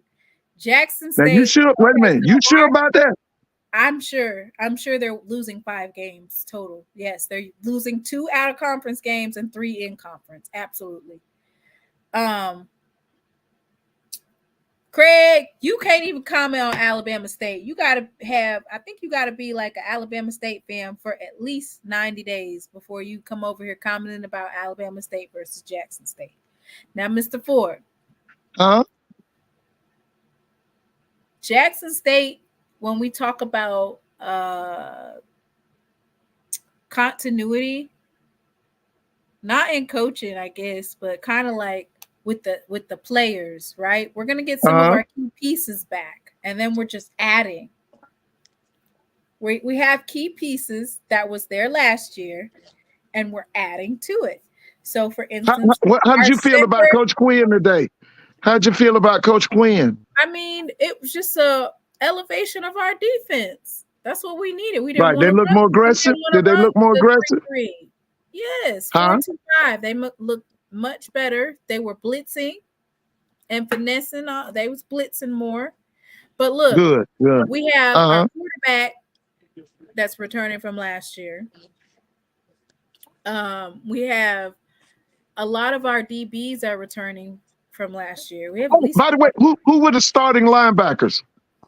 Who are the starting linebackers today? Now, don't ask me about no linebackers. Hey, Doc, who were the starting linebackers? The one from Alcorn. Okay, what's his name? Let me get his name. I want to say his name is Gardner, but let me get his name. I'm over here being messy. Don't be asking about no linebackers. Yeah, we need to know who the backers are. Our special team looked so much better. Okay, and that's the punting and the kickoff. All right, so these are the different players that stood out today. Davis, Fortillian, Gardner, Kobe, Logan, and Fabian McCray. I remember Fabian. Yeah. So Fabian is wide receiver, right? Wide receiver, and we still got Isaiah Spencer. Our special team looked a lot more cohesive. We have now new coming to the roster is Nate Blount. You know, that 3-star running back. Right. They said that he looked really good today. Now, what's his hometown? Brandon, Mississippi. Huh? Brandon. Yeah. Okay. What kind of size we talking? What? How big is this kid? 5'10", 5'11", 215. Oh, he's good size. Oh yeah. So the running back room is stocked then. Yeah, because you still got Irv. I mean, he's recovering, but we still got Irv. Right.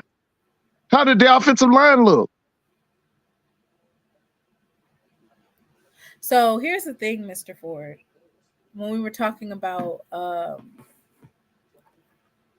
our players being winded, that's what really hit us was the offensive line. Offensive line. Yeah. So for us to, really make some noise, right? I feel like we should get them in shape, tip-top shape, right? They have to be in shape. Right. They have to be able to move. Jacoby and Morgan is dual threat in a sense that he definitely can pick up and run at any given time, but you want to be able to get behind some of your offensive line and run. You got our running back room with Irv Mulligan, Ezekiel Johnson, right. Nate Blount, Ahmad Miller, of course, Ahmad Miller as well. So we have JD Davis, JD Martin. JD Martin as well. Yep. Well, let me ask you this: Who was calling the plays today? I already told you our offensive coordinator was TC Taylor. Oh, TC called a I play? did that. You thought I was kidding? No, I'm surprised. JD I didn't play thought he today. would delegate that. I thought he would delegate that. Delegated as in calling plays through his headset. Yeah, I kind of thought he would give that to somebody else, one of his offensive assistants. No, Like his quarterback coach or somebody like that. So this particular year is one of those must-win type of situations for Coach TC Taylor. So if my life is on the line, my job is on the line, then that offense is going to run straight through me, right? Oh yeah, I see. Yeah, okay. Then you can't. Yeah, I've blame seen him call plays before. Yeah, I saw him call plays at Central when he was at North Carolina Central and under against Jerry Alabama Mack. A&M. Yeah, I remember that game too. Had Coach Maynard, he been barking ever since. What a flea powder at? Yeah. Timona. I heard you. What a flea powder at? So they said that the offensive line, they're going to get it together with them. So how did defensive backs look today? Do you want the truth or do you want the political? Because remember they brought in all them top-notch defensive backs about a year ago? Batman and all them kids. You want to know what I heard? I heard Robert McDaniel is a dog. Huh? Robert McDaniel is a allegedly, y'all. And you know what? Y'all don't hate me if I do this, y'all. Don't do that. Allegedly, know what I heard. And you know what? It could be true. It could be not true. Allegedly, this is a live view of what happened to the DBs today.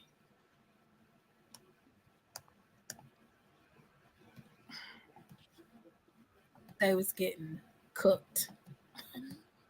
Jackson's DBs were? Allegedly. Hey, what about Batman? That in the chat? How did that kid Batman look? And there wasn't a kid named Sharp? We can actually watch that. We can actually watch footage with now Nyreek Sharp. He was getting cooked? Oh, y'all just kidding. No. Here, let me play it. Let me play it. I'm gonna play the video and y'all tell me what it is or what it ain't. I'm not gonna be the one to judge. Let me play it for you. Okay. Quay says Sharp looked good and Batman did well. Okay. Well, I'm telling you, somebody said they was getting cooked. Well, I mean, so how was the pass rush up front? Was it a good pass rush? Let me. I'm trying to find it. Hang on. Let me find this route that was ran. They was running routes and everything.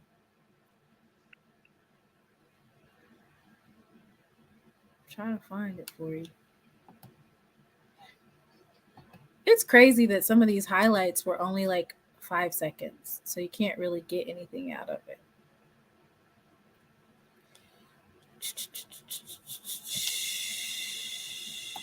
Did they run a lot of tempo today? We don't know what they ran, Mr. Ford. They didn't have it on the internet. They was trying to keep it real hush. Oh yeah. I was supposed to tell you that TC was playing. It was called playing. I mean, playing. But you know that somebody had to call the plays, right? Oh yeah. Like you said, if your job on the line. What happened? They did say the quarterback was. Somebody did confirm.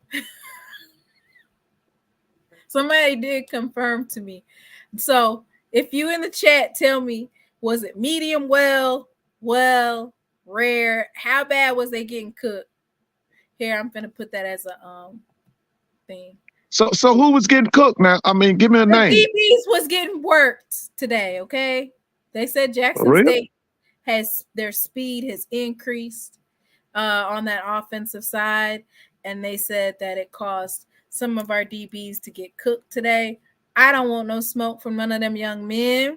I'm not saying that y'all did get cooked. That was the word on the street. Since y'all didn't have a visual, I can only go off of what was said and carried off to me, and that was that the DBs was getting cooked today. Well, let me ask you this: did they utilize the tight ends today, or you didn't really see that? EA, fam, you ain't even got Marcus Riley anymore, so hush. No, Marcus he's trying to go in the league. It says, okay, so this was the first one. I'm gonna go ahead and close that. What did you guys think about the Alabama A&M hire that we talked about weeks ago? 53% said wait and see. 37% said great hire. 6% said she's going to take her players as well as Alabama A&M players out the portal. And only 2% of y'all believe that they're going to win the SWAC next year. All right. So now we're going to start a poll. How did the DBs do at spring game? We should only have about 50 people answering because we ain't have all 200 of y'all at the game. They were getting cooked, held their own. Now, mind you, Nyreek Sharp is a sophomore because he was a freshman last year.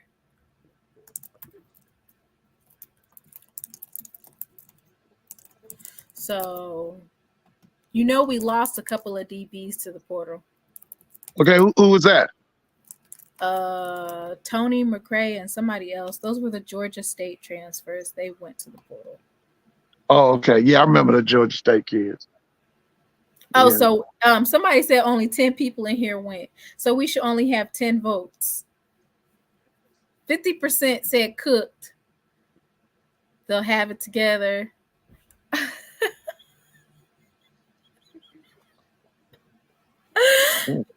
I was told that they was getting cooked though. And I mean, Rico is fast. Rico got 4.4 speed. And Mr. That's Ford. Rico Powers. That's Rico Powers, right? Yeah, Rico. Yeah. He was at South Carolina, right? Yeah, he was at South Carolina. Yeah, he should be. This should be his year. He should break out this year. They said Nyreek was close on all his coverage and was guarding Rico. Rico just caught an amazing ball. And I'm just like, okay, I can get with it. They said that he basically caught an amazing route. So they said, and then somebody said that Batman is playing safety.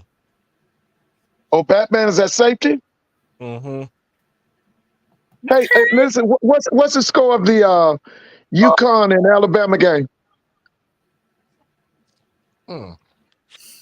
Freddie said that he was there. The DBs weren't terrible. The wide receivers just made big plays. Oh, okay. Mr. Ford? Uh-huh. I don't know if we got a kid from Africa or not. We're about to see. And football or basketball? Basketball. UConn is up by 6, 64-58 in the second half. How much time left? 8.5 minutes left in the game. Oh, yeah, they got good. Okay, they crunch time. Okay. Where is it at? I didn't see no announcement. Where'd they make the announcement at? Send it to me because it's not on Jackson State men's basketball page. Now, is this a 7-footer or something? Tell me about the kid from Africa. I didn't say he was from Africa. I said I'm hoping he is. Oh, okay. Okay. Sarah said that the DBs were not that bad. So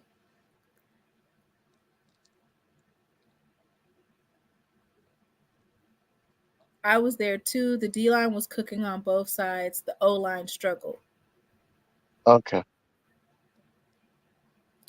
So is it the year of the Tiger, Mr. Ford? Can we count on you to say that?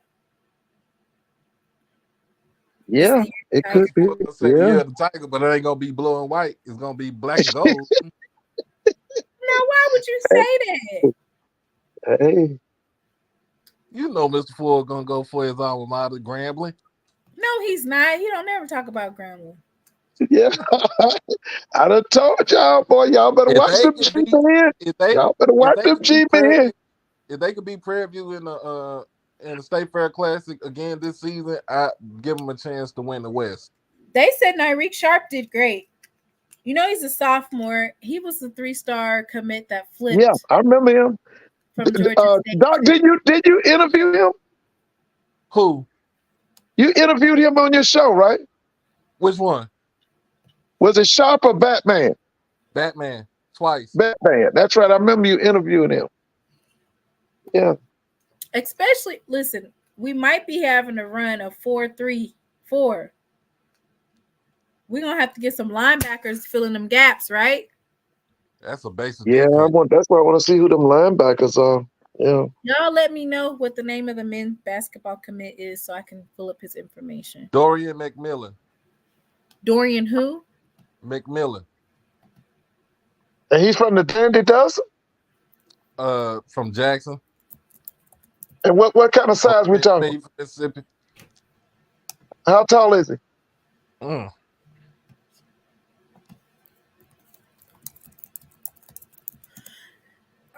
Dorian McMillan from Pascagoula, Mississippi. Him? Yeah, Pascagoula, yeah. He's Yeah, that's down out there. He's what? 6'3", 180 pounds. And he's a guard or forward? Guard. He playing a combo guard. Okay, combo guard, yeah. Listen, did Mississippi turn out any McDonald's All-Americans this year? Mm-hmm. Dang. Mr. Moore says Grambling will be 1-4 in the West. They're going to lose to Prairie View, Southern, Alcorn, and UAPB. Oh, he's trying to sun you for real. He said you're going to lose to UAPB. Damn. Sure. So you ain't got no respect for them G-men, huh? Mr. Moore is a Jaguar. I'm serious. He ain't got no respect for them G-men. So you said we're going to lose to UAPB? Oh, they got Tony Hull as 88 for JSU. Is that on offense or that's on defense? Who is that?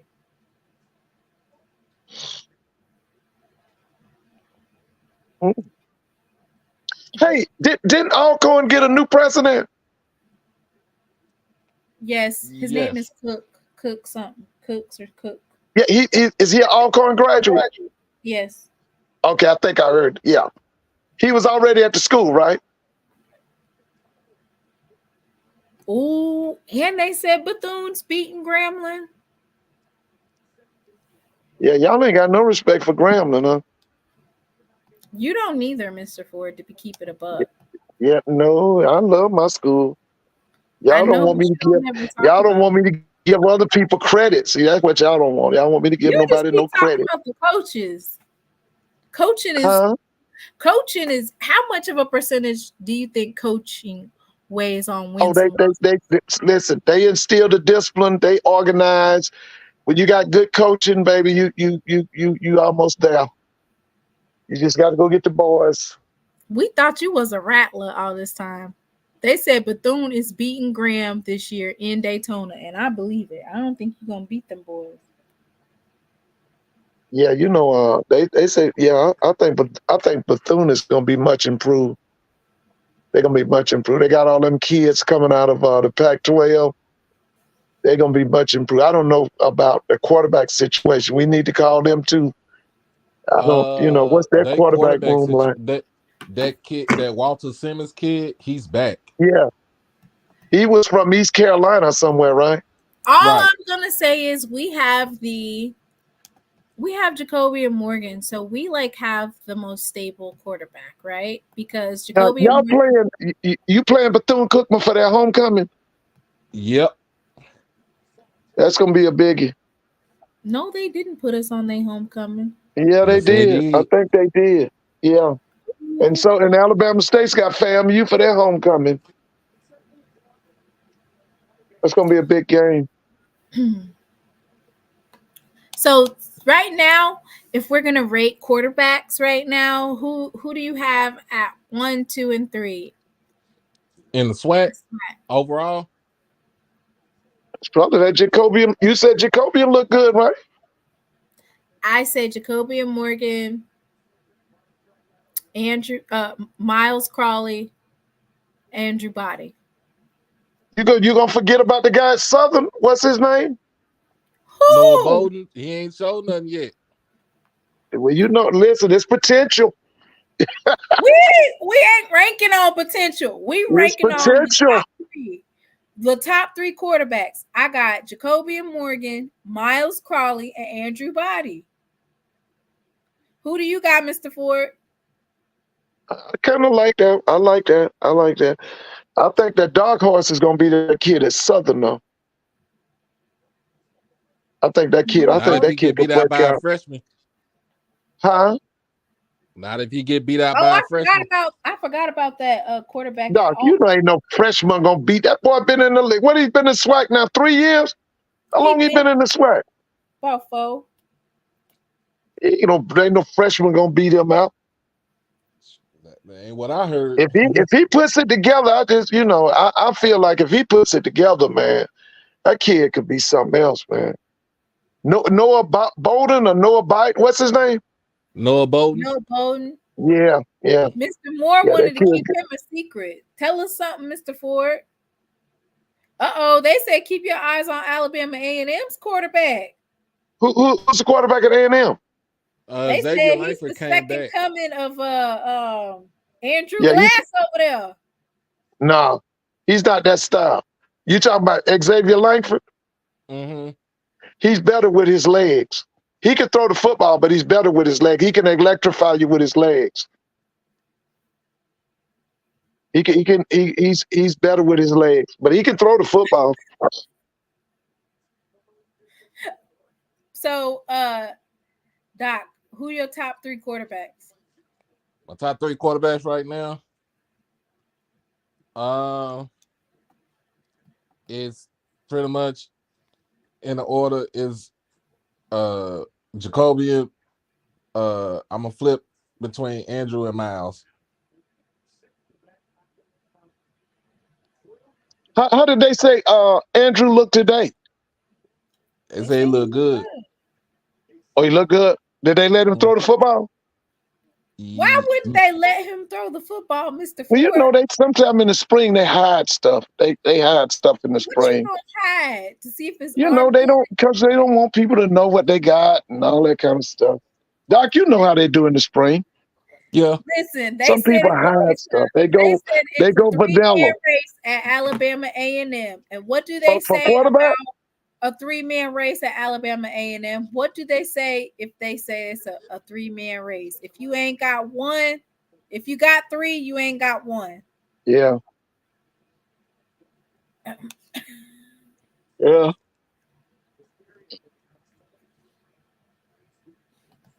And they a said slight Miami, Ohio quarterback transfer. See, and this dude, you see all these new names we got coming up here. We got Langford, Miami, Ohio. We looking at all these different quarterbacks going into all these different like they're brand new to the team, so they got to gel with the team. So I feel like Jacoby and Morgan should have an edge. And I feel like Coach TC Taylor, being that he had him playing last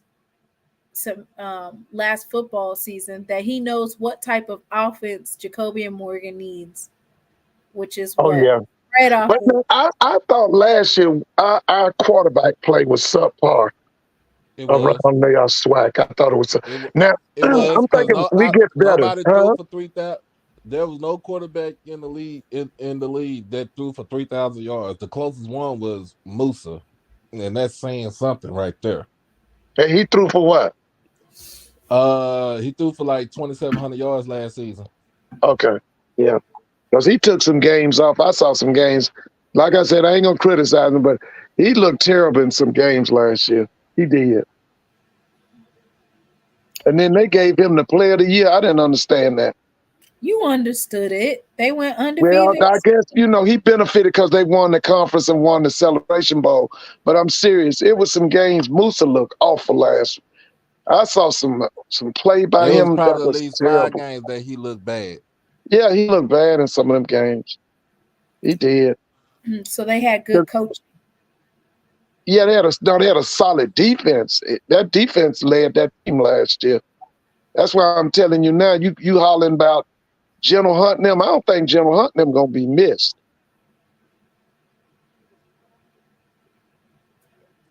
I'm gonna tell you this, fam. You better get that quarterback situation straight because So that who's dude's is that the guy from Florida? Is he number one?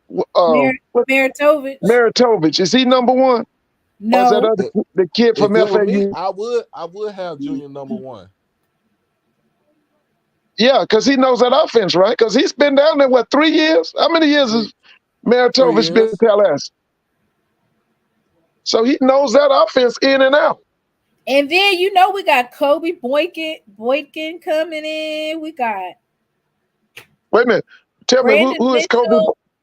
Wait. Go back to Kobe Boykin. Who is that? That's the What 3-star. position? Athlete. Yeah. Oh, He's now probably- what's his hometown? What's his hometown? He's probably gonna be he's a running back, a slot. From where? He's originally from California, but Okay. he finished school at Miami Edison. Oh, he can play. Let me tell you something. I know about Miami Edison. Listen, if he coming out of Edison, Killian, Carroll City, South Ridge, baby, he big time. I'm telling you now, I know. If he's from them schools, he big time. If he coming out of Miami, he big time. I would He say big time. this: if I'm TC, I'll be looking at them kids from Northwestern since they got Teddy Yeah, Bridgewater as their head Northwestern. coach. That's right. That's Amari Cooper school, isn't it? Yep. Yeah, that's what I'm saying. Them kids, if he come out of them schools right there, he can play.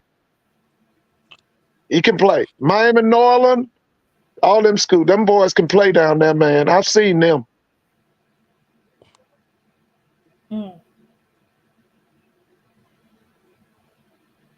So Austin said they got 15 more players coming in. This is Jackson? Yep. Okay, yeah. Yeah, Mr. Moore, I know you know Belglade now. You know them. That's them boys that outrun rabbits. Yeah, we know about them boys at Belglade.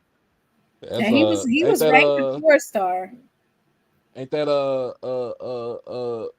Fred Taylor and Anquan Bolden? That's right. And that boy that was with Steve Spurrier, one of his wide receivers, was with Jaquez Green. I talked to him a couple of times. Yeah, they it's some boys come out there.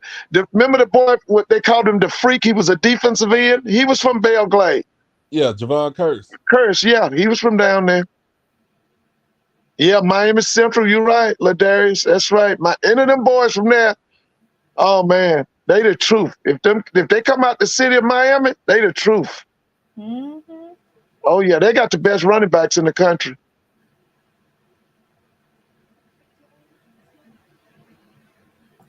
So we don't currently have a linebacker coach. Okay, you don't have a linebacker coach? I didn't do a live on it because I didn't think it was that important. Okay, so who had the position? Who was the linebacker coach? Remember we was talking about the linebacker coach. He didn't go to South Alabama, did he? It was Coach Hammock. No, he went to Long Island. Long Island University. In New York? Yep. He became the defensive coordinator there. Oh, okay. So the reason why I didn't do a live on it is because I didn't necessarily think it was something that was detrimental necessarily to the program. You can give that to Javancy, isn't it? Just give it to Javancy. What's he?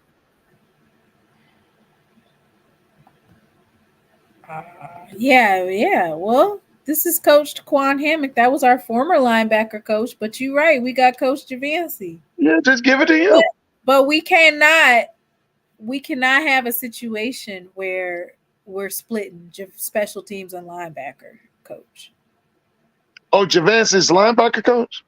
He's the outside No, linebacker he's coach. outside linebacker, but he's our special teams. But what I'm saying is this year we cannot have a situation where we do not have a coach dedicated to special teams. Oh, so we got some shh, be quiet about that. That must be a secret. Oh, okay. So it's a secret. But we don't have a linebackers coach right now. Okay. It's a secret. Okay. There's a lot of ops in this chat too, so I guess we're gonna let that remain a mystery. What, you don't want them FAMU people to know? No, we got Mr. Moore on here. He's from Sudden. He from Southern. Them Jags, baby. Well, I remember when them Jags used to do it. Darius is over here. Then we got Jay White looking for Scooby snacks over here. He's in the Scooby Dooby Doo. Metland. So, we got Hell Wildcats over here. Can we that's Bethune-Cookman. Can we talk about our baseball team real quick? The who? Yeah. Are they doing real good? No. Oh. How you gonna let them people beat us? Now who beat you? Bethune-Cookman. And by the way, you heard LSU lost to Southern, right? Yeah. Yeah. Southern baseball is national champions, LSU Tigers. Yeah, they lost to Southern. Damn, we took 2 L's, and it was a close game too. They won in the bottom of the 8th. I want to say they won in the bottom of the 8th. It was terrible. We was getting ready to win. We was up 5-1. Let me ask you again. I know I've asked before. What's the date of the SWAC baseball tournament? We already did this, Mr. Ford. It's in May. I know it. I just wanted to hear that. What's the beginning date? I want to say May something. Oh, I don't know. End of May. I'm gonna have to get back with you. It looks like I need to get out there. I need to make so sure we play Bethune-Cookman in Jackson on May 10th. I'm gonna need the band to pull up or something. Shit. You play Bethune-Cookman.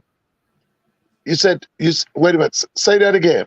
We need to beat Bethune-Cookman, right? Because they beat us, and it's causing us to be down in the SWAC standings.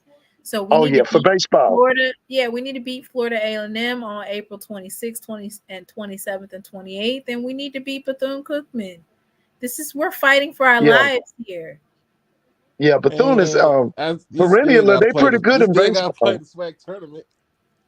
That's what I said. I'd like to know that. Regular season. But I would say this: when it comes to baseball, seriously, when it comes to baseball, thank you, Ladarius. Okay, May 20. Okay, thank you. It's a long grinded season for baseball. Yeah, that's why I'm really not even tripping as far as with the baseball. We still want to win the regular season. I mean, yeah, you want to win the regular season, but everything comes when you win that conference and when you win the conference tournament. Oh, so they don't do like basketball where you win the regular season, you win a ring, and then if you win, I mean, it all depends on if we are one bid league too. We are one bid league or one bid league. So we should listen, Doc. We should have a really good baseball tournament again. I think that baseball tournament should be really good. Like that last year baseball tournament was good. In Atlanta again. You pulling up, Mr. Ford? Yeah. Now listen, I watched them on television last year. It was epic. That was a good tournament. I actually thought Grambling or Alabama State was going to win it. And FAM and Bethune-Cookman, man, they were dominant.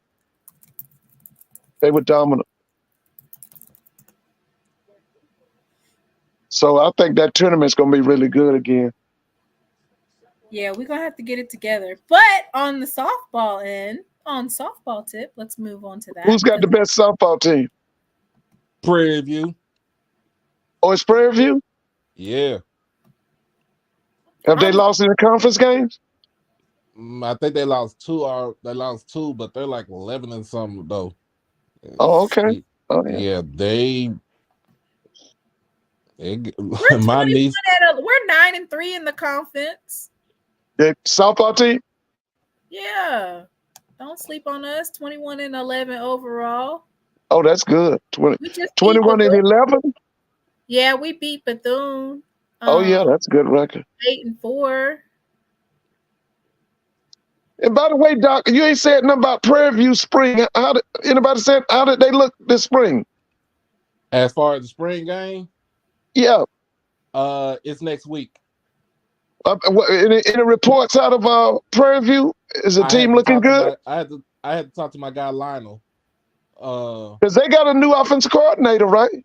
Yeah, Anthony Whedon. He was on that 09 team. Yeah, is he gonna open up more? They haven't said. Anybody give a report on his style? I think he's gonna open up more on offense and not be too much of a predominantly running team. Yeah, but he wants to be like. We haven't seen an air raid quarterback a little bit more about 50, probably like 55% pass, 45% run. Cause that the last couple of seasons they was run heavy. Hey, Mr. Moran, I think Mr. Cameron went AWOL on us, right? Yeah, but we haven't seen an air raid offense. Y'all had the last air raid offense, didn't you? Didn't y'all have? You had Hal Mummy at Jackson State, didn't you? Yeah, but I'm just saying, like, that's the last time in the SWAC that we've had any type of air raid anything, right? 2 years ago when we had Bartolome.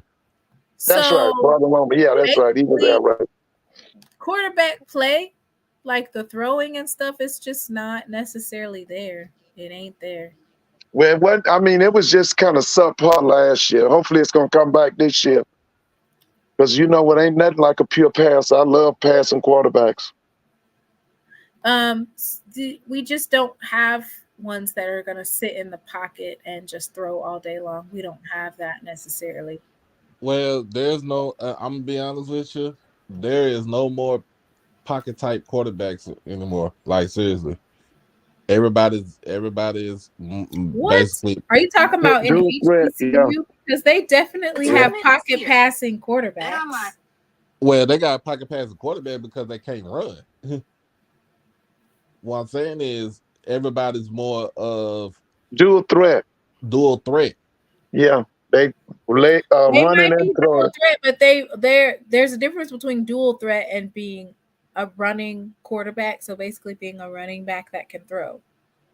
And for us, we've been getting the latter. Quarterbacks quarterbacks that are run first and then throw after. That first kid y'all had last year, Jackson, he was a throw. He was a pocket pass. What was his name? Who is Jackson? You talk about Jason Brown? He was a pocket passer. Absolutely a pocket passer. And do you know what? They were running plays. Maurice Harris was running plays for him that was not pocket passing friendly. It's like you got to meet your quarterback where he is. Had that man looking like Aaron McNair against what team was that the first team we played? South Carolina State. Oh, he broke records at that South Carolina State game, and it was downhill. He did good against Texas State, but then after that, it was all downhill. Well, the offense didn't live up to his standard. So no, you need to if your offense isn't up to your standard, you have to be able to adjust. That's all. Remember coaching is all about adjustments and not arrogance. Not I'm gonna make this work. No, it's not working. Change it. We don't have time for you to sit up here and try to drill it into their heads. And it wasn't even that many different plays. These simple ass plays wasn't working either. But you found your quarterback with that Jacobian. Your quarterback was Jacobian Morgan. He was injured early in the. Y'all found y'all quarterback later. Yeah, he did not do his quarterback any favors whatsoever. It was absolutely asinine to see you do so good at one game, and then I mean, it's just not just the quarterback. Okay, so the offensive line, they need to switch that around, but the play calling, and then Jason Brown trying to run, it was very hard to watch when Yeah, you know you're yeah. not that type of quarterback. Well, you found your quarterback in that Jacobian Morgan. And by the way, Doc, y'all ain't heard nothing about South Carolina State because you know Chennis Berry's up to some stuff too now. Oh no, he already cooking. I figured he was because you know now one thing about him, he's gonna bring in that power through that portal. He's gonna bring them offensive and defensive linemen. Well, sure, he got Benedict North up at South Carolina State, so Yeah, because he bring what 10 players or 12 players? he brought like 12 players from Benedict. Right. So yeah. Because now you know it's not gonna take him long to win. It's not gonna take him long to win. I think they just need to get they just need to find a quarterback that fits the What offense. is what's Kobe saying about the quarterback situation? Are they bringing in somebody, or they already got somebody? I think I don't know. Nope. Aeneas Dennis is gone because he was a quarterback at Benedict last season. So, I think he said he got a couple of quarterbacks that's on campus right now. He didn't bring anybody from Benedict, right? No.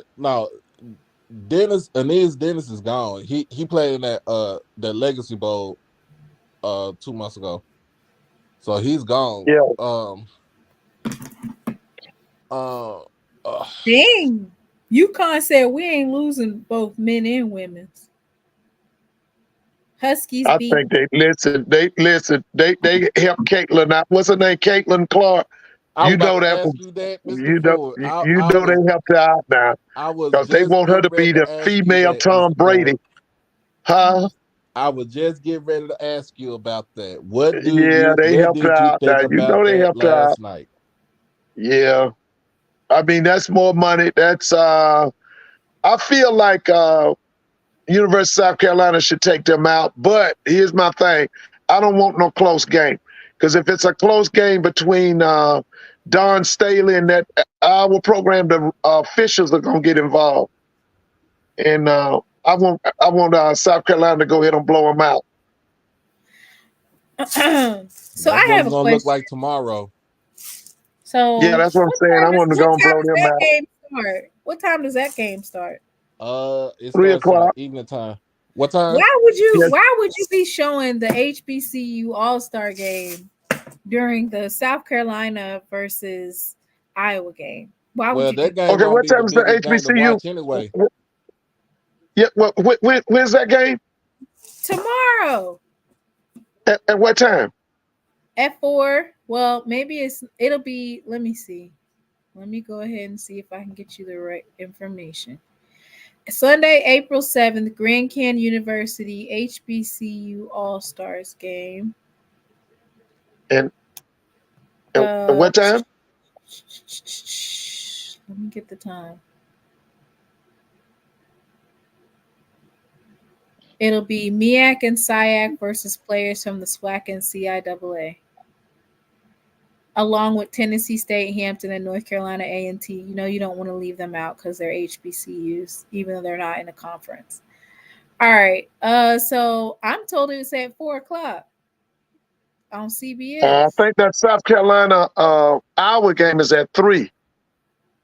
Let me see. I don't know. Let me see. It's not really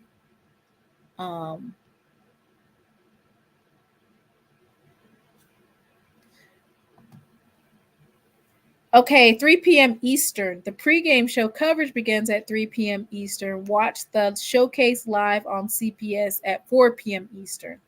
So it's going to run right into that game. But it's But Team I think Rick. but I think the women's game is gonna be the biggest. They're gonna watch that more than they watch that the All-Star Hey game. man, that I know women's that. game has That's been. why This has been a. I Yeah, know their that's why I viewership has been said, big this year, man. why would Women's you basketball has got a lot of place eyeballs on them this year. your game against that particular game? It wouldn't have made sense to put up against that game.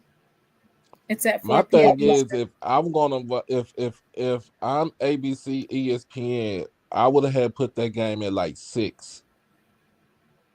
You mean the South Carolina Iowa Our game? game, yeah, I put it at Oh yeah, 6. yeah. I put it at So, yeah, prime time.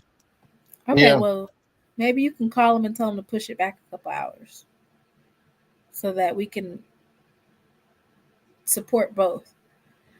I mean, they're going to be looking at viewership, but it's like, come on, why would you do that? Not even the NBA games ain't even getting that many. The men's game isn't even getting as much hype as the women's game. Well, because all your blue bloods is gone. Like your Dukes, your North Carolinas, your Kentuckys. I You mean, don't think after that, UConn's a blue blood? yeah, well, UConn is You, a blue blood. yeah, I was about to say they gonna repeat. This be the first time in years. Last time we had a school to repeat was what's that boys that Florida, wasn't it? Joakim Noah and them. To repeat, Yeah, remember that they were the last school to repeat, wasn't it? okay. It was Joakim Noah, that Hartford. What's Hartford? His daddy was named Tito Hartford. Al Horford. So did you see that? Okay, so I'm getting ready to end this right here. So anybody else who wants to answer, I asked, how did the DBs do at spring game? I'm getting ready to end it. Everybody says that they held their own and that they'll have it together by the fall.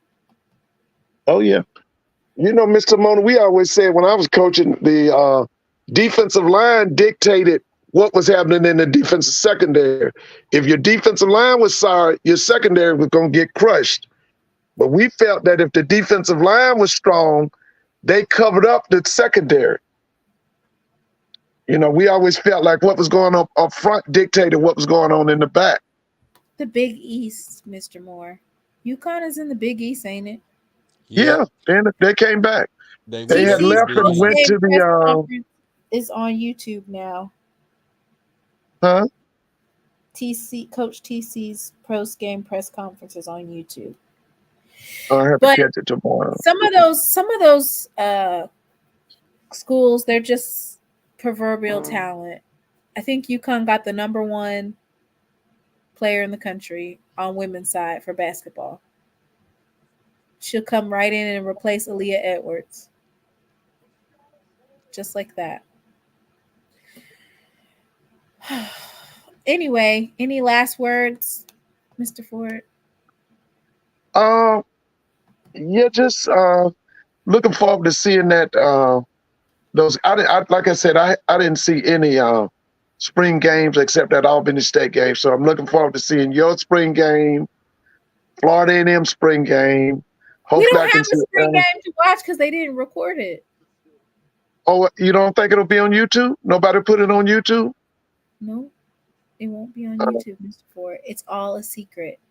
Okay. Well, maybe I was hoping I'd get a chance to see FAM, Alabama State, and who else? Of course, I want to see Southern, and hopefully I can see Grambling.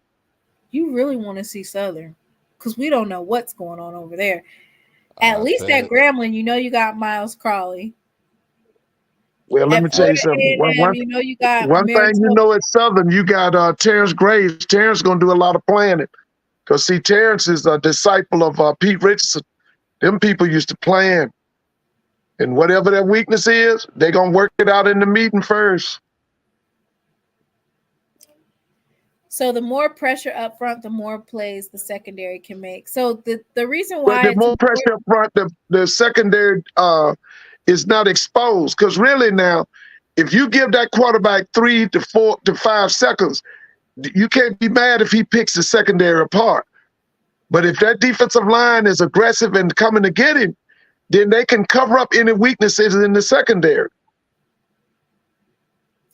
So basically, what Jackson State was able to do with our D line for when, okay, during the prime era, he did a lot of blitzing, right? A lot of blitzing, a lot of quarterback hurries. So with TC, our secondary became the number one in the SWAC for interceptions, right? Our Okay. secondary defense was good. So now we're transitioning to where Coach Quinn's now, instead of being just the DB coach, now he's the defensive coordinator. So it's going to be interesting to see, do the DBs carry with their interceptions and their coverage. It'll be interesting to see. I think it's an upgrade.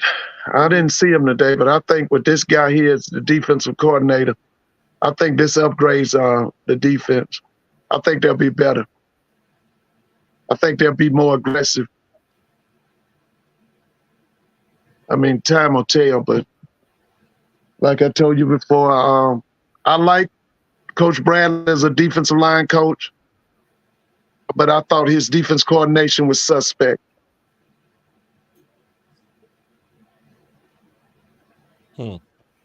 Yeah. What do So I think you the have? defense is going to be better. Yeah, so I think our defense is going to be better too. Yeah, I think it'll be better. I think it'll be more aggressive. Yes, I'm looking forward to more blitzing, more Right. quarterback hurries, But yeah, more quarterback sacks. size. Yeah. You know, let our certain players, Jeremiah Williams, Davis, we need to see an emerging outside linebacker. I know for a fact Javancy, Coach Jones is going to have them ready. Oh, yeah. I still need to know who the starting two linebackers are. Why do you keep asking us about the linebackers? Because if you're going to run that 4-2-5, your backers are so important. Gardner from Alcorn. You want me to read out his stats? No, who's the other one? You said Gardner, and who's the other one? I think our linebacker play for real. I think those will be like transferred in. Okay. Wasn't it Gardner? Somebody told me Gardner. Maybe not. Yeah, I think your defense will be better. I don't have any deets on linebackers. Somebody would have to send me a message about the linebackers, because linebackers was our weak spot last semester, or not semester, last football season. Yeah. Our linebackers needed work, and then we lost Peppers. Isaac Peppers was one of our big linebackers, and we lost him. Yeah, I remember him. That's the kid came from Pine Bluff. Yeah. I think we still have Philip, the LSU transfer. Yeah, Philip Webb. He was kind of like a linebacker, edge rusher combination, right? He kind of had like a dual role where he could become a linebacker, right? Or no? Nah, he's too big. To me, he's too big to be a linebacker. He got to shed. Plug his ass in a 4-3 in a 4-3-4. He's absolutely going to be playing on the 3. Nah, to me, when they Philip Webb, he's more of a bull rush type edge. He can play on inside. That's why I say he can't play the linebacker's position because he's too big. But if you're doing a 4-3, you're going to have Jeremiah Williams, possibly Tyus Martin, Davis. You're not going to have Philip on that 4 piece. You're going to have him on the 3. No, can't have him on 3. I'm just telling you, unless he shed like 20, 30 pounds, he ain't playing linebacker. And if he don't have the feet to read and react as a linebacker, he ain't playing that linebacker Well, spot. then who's playing linebacker? Because we ain't got none right now that I know. Well, we shall see when that portal open back up. What? Yeah, you probably go get some. You got it. That's what I'm saying. Yeah. I'm telling you, the way I'm looking at it, we'll see what the portal looking like. If we could get a linebacker out of the portal, and he could gel with the rest of the defense, and he know the playbook. Well, that's what. Listen, that's okay. So that is probably the one unknown that I have, right? And the reason why I say that's the one unknown that I have is because we have a coaching change, right? So we have a linebacker coach that's no longer there. And then we have, okay, they have the spring roster. Alan Walker's still on as linebacker, And what was his number? number 0. This is the Okay. 2024 spring roster. Okay. So I can read that. I didn't know they had that. So they actually did, which I didn't know until I just looked. They actually did a spring roster, which is really good because you can see the spring roster and then you can see the changes that are going to be made in the next, I'll say in the next 7 days, you're going to see a trimming and then of course, 15 players coming in, and that's just from being committed. And then you'll see some more folks committing that, like you said, they're going to go back into the portal. But with that linebacker change, you might see some different kids coming in.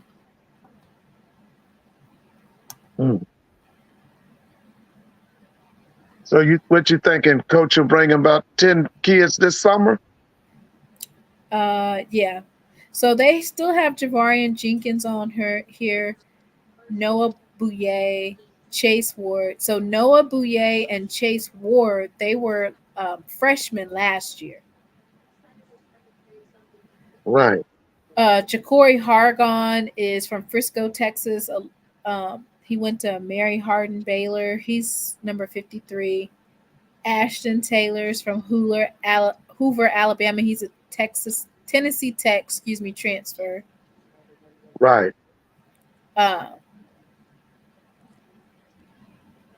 Bryce Owens is a freshman from Raymond, Mississippi, from Jackson Academy. Bobby Ragas is from New Orleans, Louisiana, John Curtis Christian High School. Jalen Oh yeah, we go back to is from Pash Christian High School. He's a freshman. Reed Pulliam is from Belton, Texas. Holmes Community College, Trinity Valley Community College. All right. So the majority of the linebackers that I see on this roster right now, with the exception of Alan Walker and Javarian Jenkins, are young. So we have a very young linebacker core. So I'll be expecting for anybody else coming in at the linebacker position to be grad transfers. Right. Yeah. Grad transfer, upperclassmen who have significant playing time at their other schools. That's what you're going. So you're gonna have, like you said, you're gonna be looking at grad transfers or upperclassmen who have significant playing time at the other school. Yeah, so the linebacker room is gonna be switched up a little bit. And then as far as edge rushers go, Lord, I ain't want to say nothing, but I think the type of play calling that the defensive coordinator was doing did not give our edge rushers the ability to showcase what they had. We weren't doing that much blitzing. Right. I mean, most of the time, an edge rusher is going to play containment. Mm-hmm. Athen Smith was supposed to be, he's still on the roster, Athen Smith, and he was supposed to be one of our edge rushers. Then you saying Philip Webb coming off the edge. So that's 2 right now that I see. Yeah. I would say with like Philip Webb, he, like I said, he could play inside too, so he can actually you can move inside, and like I said, because he's strong as an ox. Moving inside to add more pressure to the inside, to that guard center combo. They said Reed. You want him in the A gap? You can put him in the A gap, yeah. Because I thought he was a stand-up defensive end. Okay, so for me, if I'm doing the 4-3-4,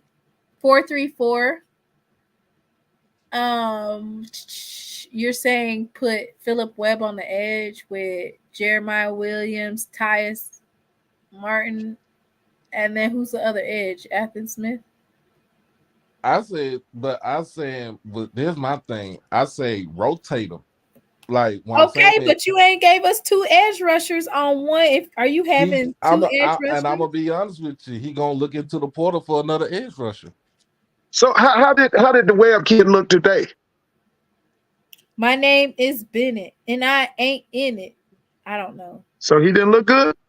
I didn't say he didn't look good, Mr. Ford. I said I didn't. Quit putting words in my mouth, Mr. Ford. You gonna get me in trouble. You know, already said that I said that such and such wasn't doing their job. Hey, I ain't gonna get no interviews. No, listen, you always get the commissioner. You know the commissioner loves you. He listens to you. You have his ear. All right, so they said Alan Walker's on the edge now. So how did Webb look today?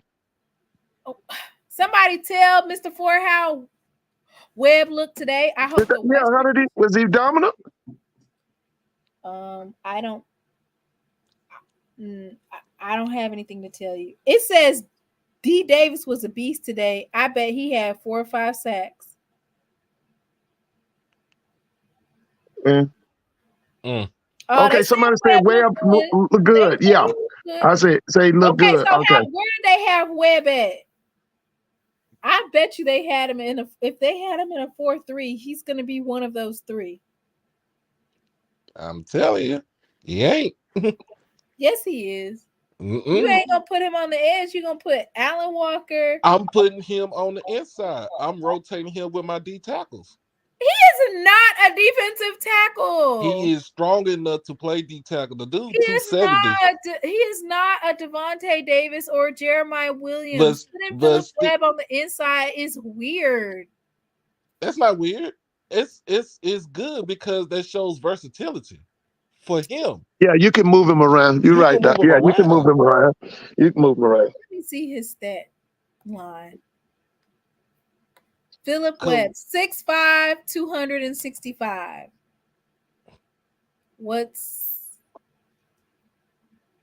We forgot True, 6'1", 281.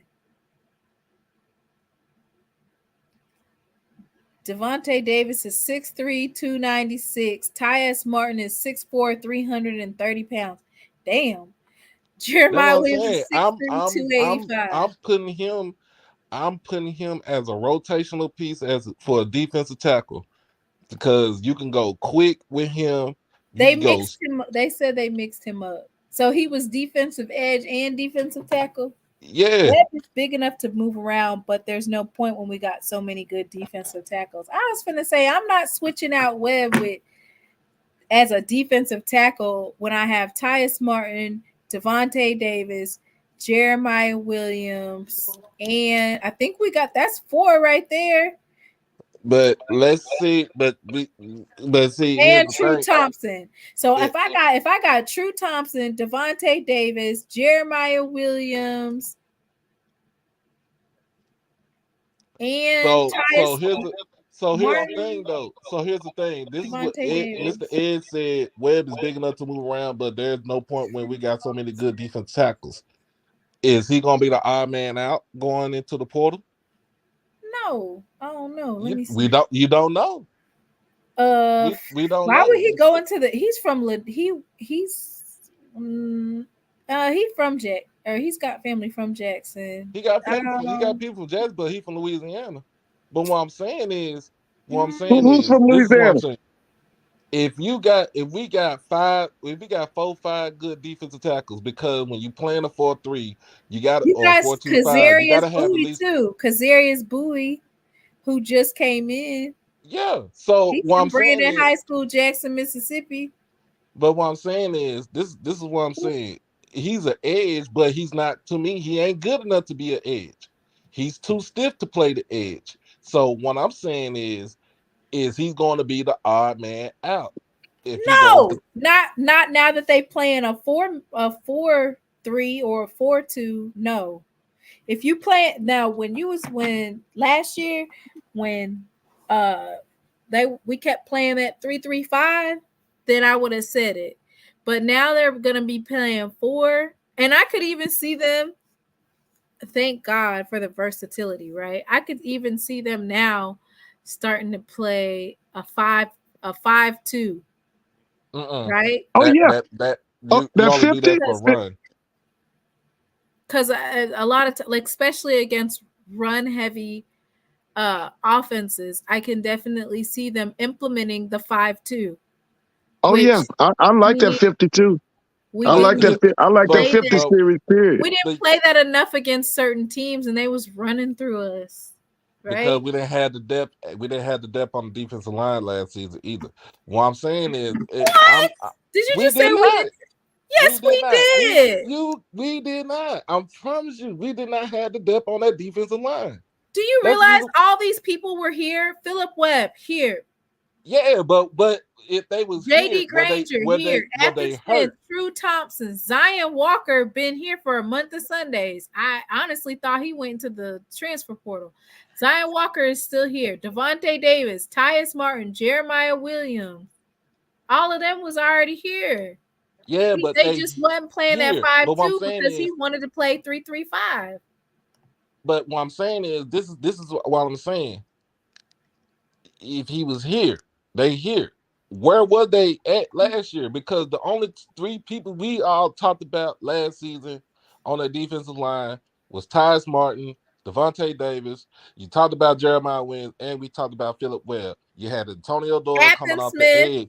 But what I'm saying is, this is all I'm saying. We have all these people coming back. We all these pieces coming back. Where does Philip Webb fit in the equation? Because if you got Alan Walker coming in as get ready to play the edge, and if he gets that starting spot at the edge, where does Philip Webb fit at? There's 2 edges. There's I'm 2 I'm edges. I'm talking I'm talking I'm talking schematics in football. Where does Philip Webb Javon fit at? Williamson said a 5-2 defense going to get the entire coaching staff fired unless the DB's on some Legion of Boom time. Thank you. Oh, wait, hold up. I'm not tripping. I'm not tripping, Ed. I'm not What? tripping. I'm not tripping. I'm saying this. Well, then do a I'm saying 5-3 this then. because this is all I'm saying. When you look at Philip Webb, I looked at him last year. He was stiff. Yes, he came around more last season towards the end, but he was stiff. He didn't get no type of pressure. I didn't see too much of an aggression with him. Where does he fit on the defensive line? Because if it was me as a defensive coach, yeah, I'm about to say coach, as a defensive coach, I'm putting him as a rotational piece as a defensive tackle. You gotta have, if you running a 4-3 or a 4-2, you gotta have plenty of D tackles to come in. The reason why people was so enamored with our defensive line because we had the depth at defensive line. We had where if you got 4 come in, they play 2 downs, you get another 4 come in, they play another 2 downs. That's where people got enamored with. I'm just putting it as obvious. Where is he going to fit if we got all these pieces? Plus, if you got 15 or 20 more kids coming in when that portal open up, where like literally, and this is just being honest, just being figuratively, where is he going to fit on that defensive line? I'm not downing the kid. I'm not knocking the kid. I love his game. I love like he has the brute strength that he can move people around. But the thing is, where does he fit in this defensive rotation? I'm not because you said put him on as a linebacker. I ain't putting that dude as a linebacker. That dude, I'm just saying, he don't have the footwork to be on the linebacker spot. So that's all I'm saying. What don't like who play nobody played better than Philip Webb last season because hell, we didn't know who was there. We had to go with what we had. And y'all can talk bad about me where I should have been at the on some spring Legion game. of Boom timing. We are. We are. Well, Our DBs are on a Legion of Boom. Hey, I like the Hey, all I'm saying is okay. So don't do 5-2. You better do 5-3. All I'm saying is when it's a run, don't do 5-3, boy. Listen. All I'm saying is we don't have John Huggins. Oh wait, let me say this before we get off. I'm sorry. Go ahead. Mr. Ford, did you see what they have?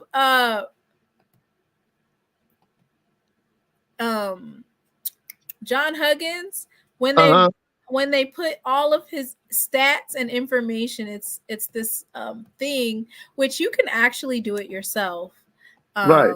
They have this thing where they calculate like how well a person is like on a scale of 10.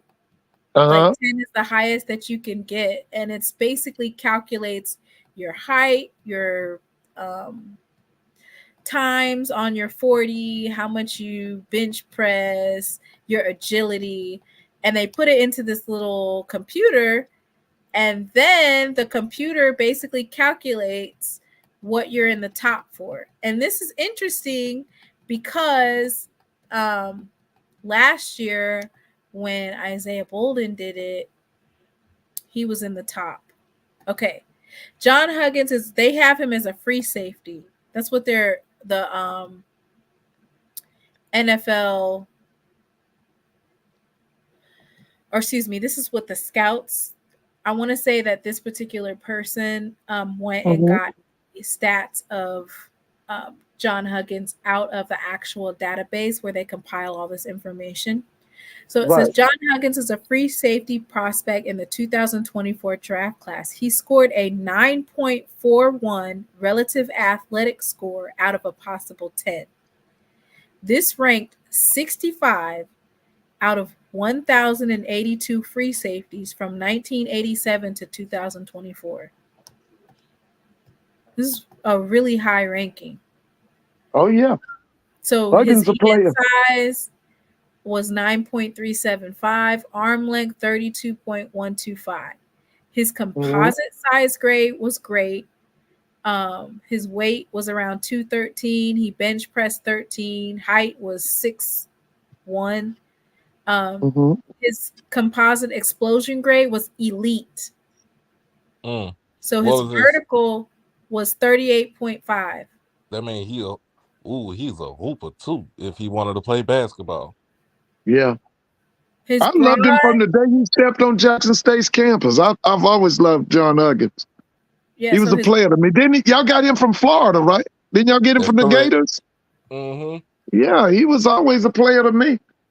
I thought he just suffered from that daddy ball that Dion then was playing. So his broad was 1101. What was his what? His broad. Oh, broad jump. 11 foot. I want to say it's 11 foot. I don't. It just wait a minute. Hey, Mr. Ford, didn't Byron Jones have the world record for the longest broad jump?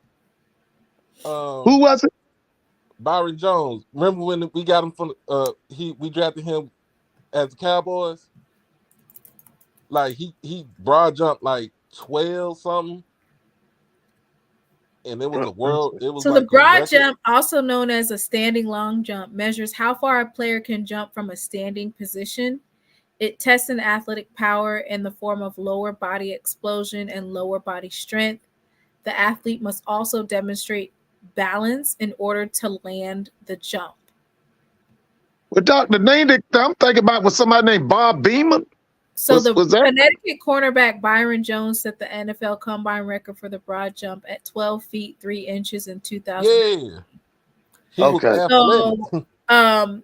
So John Huggins was 11 feet and I guess 1 inch. But his composite explosion grade was elite. Composite speed grade was great.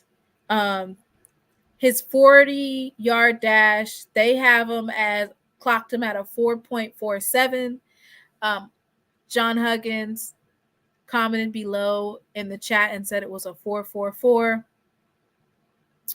But that must be whatever database that the relative athletic score, whichever database that they got it out of, they have him clocked at a 4.47. His 20-yard split was 2.5 and his 10-yard split was 1.58 seconds. And then his composite agility grade was okay. They said that there must have been something that happened on his shuttle. His shuttle was a 4.36 and then his 3-cone was a 6.91. But yeah, so his relative athletic score was 9.41. And last year, I want to say for Isaiah Bolden, his I want to say his was similar. I don't know. Isaiah Bolden. I want to say that his relative athletic score was similar. So that is good, right? For a possibility of him getting drafted. Oh yeah, without a doubt. That's a hell of a composite right there. Yeah. I want to say. Yeah, basically what you just read there, even if he doesn't get drafted, this guy is gonna make it. So Isaiah, this is Isaiah Bolden's. Isaiah Bolden's relative athletic score was a 9.44. Right.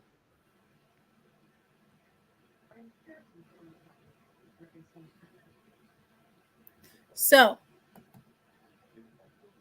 only 0.03 better than John Huggins, and Isaiah Bolden was drafted in the 6th round.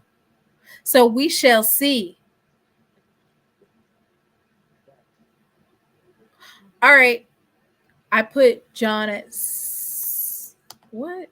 Strong safety at the next Strong level. safety. But John can play strong and free, and he could play In the weak box side as a linebacker. linebacker. And Yeah. if he wanted to, he could be a nickel corner. Yeah. Because That's right. he has the makeup speed. Like, let's just say he gets beat from the inside. He has the speed to make up on the inside receiver to close out on him. So he can play. That's the reason why his draft grade is going to be. That's the reason why his grade is so high, because he can play so many positions. Mm-hmm.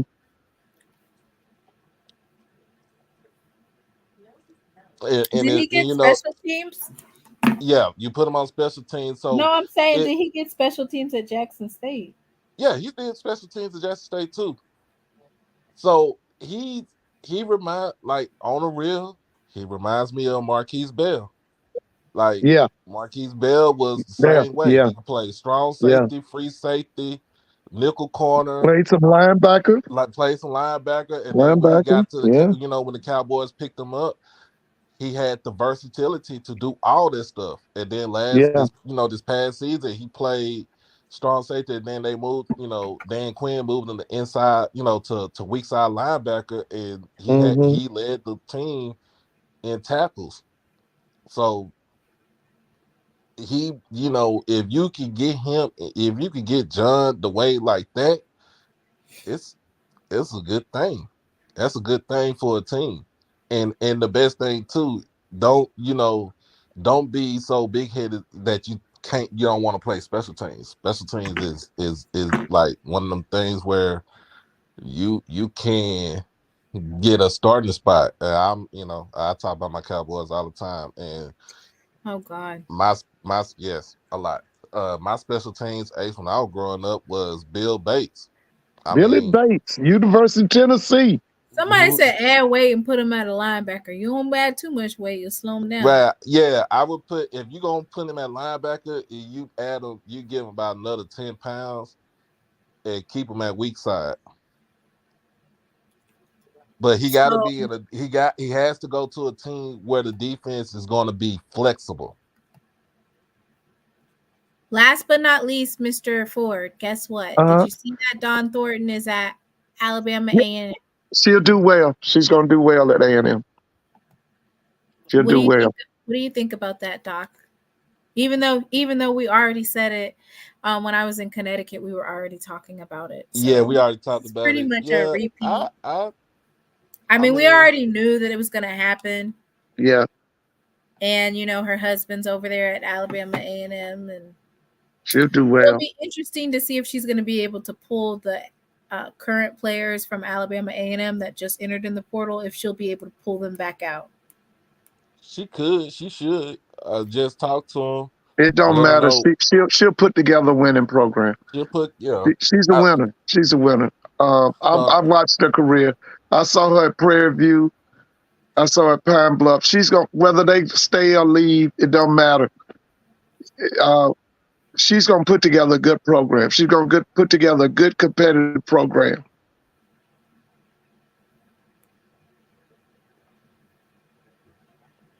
yeah, I think they got a good pickup right there. They Yeah, I they do did. too. They It'll got be a good interesting to pickup. see if her players are following her, because they all entered into the transfer portal within the last 2 weeks, with the You know, exception of some of them are going with her. You know that. yeah. That's familiarity, continuity. Yeah, some of them kids are going with her. Yeah, All right. that's a good move for them dogs. Oh Lord. And she got another footprint where she can go. She got Alabama. She got state of Alabama. She still get Mississippi, Georgia, Yeah, and she got yeah. the middle part of Tennessee. She can get to. So she is, It's a good match. It's a good it match for is. Alabama A&M. Good match for her. I think Beautiful that was what arena. You know. I think that was the I think that's one of the good hires that AD Bryant has made since he's been Yeah, the athletic yeah. director over there. Oh yeah. Now, That's gonna. Hey, that's gonna be a nice it's move. all about that football program that that sells tickets. What you gonna do with that that coach? Oh yeah. If he don't win this year, he out. Lord. Well, from what I heard, this is the last year of his contract. Yeah. If he don't win this year, he's out. He's out. I think if he wins this year, he's still out. Yeah, because in a sense, he Because has if you look not at the done overall wins and losses, it's he not he adding up, y'all. he has not done good since Coach Maynard. Akil Glass has left. Yeah.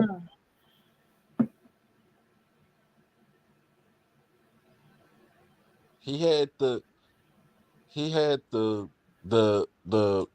QB that could cover for his some of his coaching deficiencies, especially on the defensive side. Oh yeah.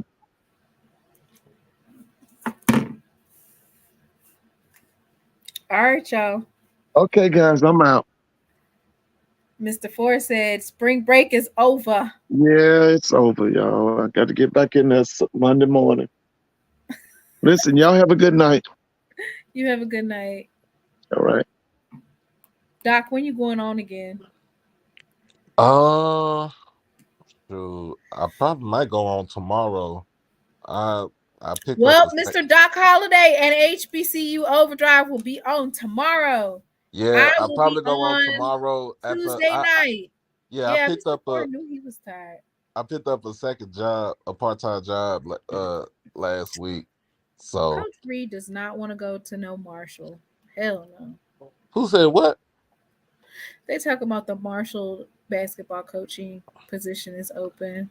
Oh no. Why that's a step down. Why would I want to go to Conference USA?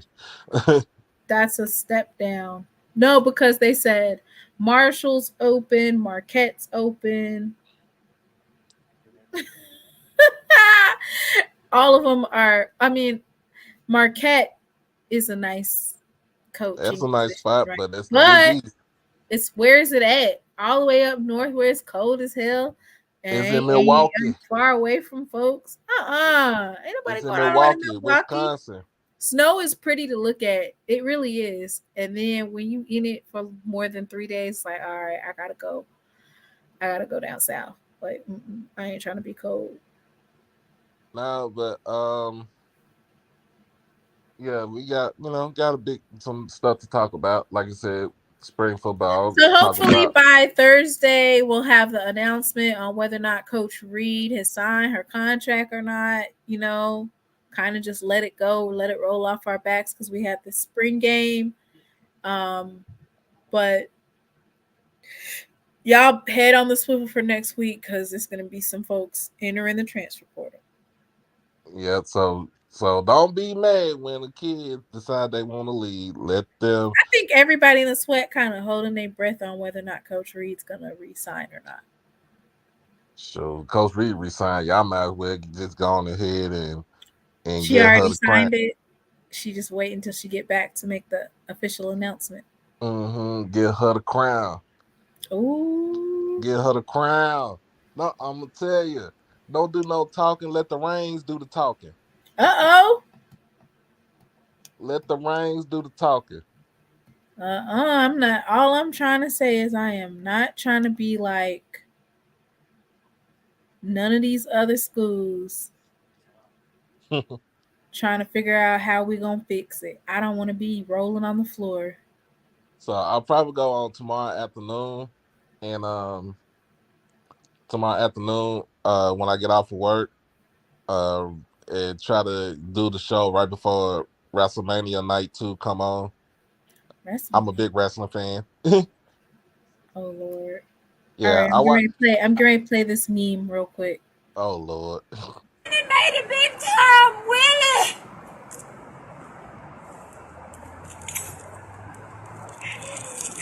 Willie!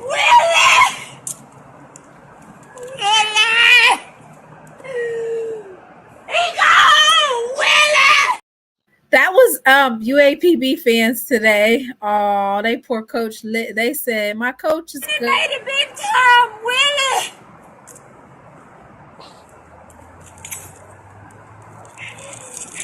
Willie! Willie! He gone! Willie! He made it big time! I done made it big time. She's over there, Alabama A&M. But you know what though? They really thought UAPB thought they had something. But you know what though? I think, just reading Coach Thornton's tweets and stuff like that, I've already knew she talked to the team and let them know that she was gonna make that decision to go to Alabama A&M. I think she made that decision like last week, just finalized the contract and stuff like that and head on out. So like I said, good luck to Coach Thornton over in Huntsville. She's gonna play in a beautiful facility. So let me show y'all. I'm not messy because I'm not the one that did it. I just report on what's going on in HBCU news. Okay, look at this. This is funny. And I didn't say it. I'm just showing you what was said. All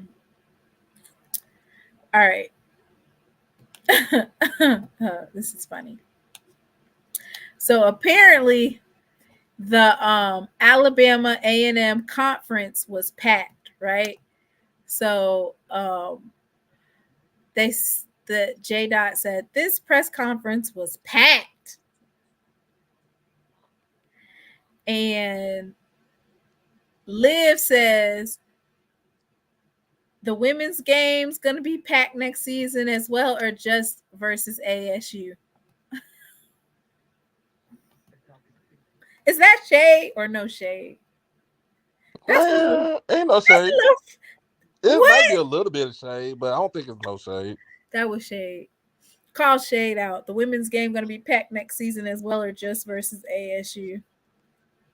Don't y'all be excited about packed press conferences. Let's pack that game. And to Liv's point, Jackson State need to be packing the AAC. You ain't lying.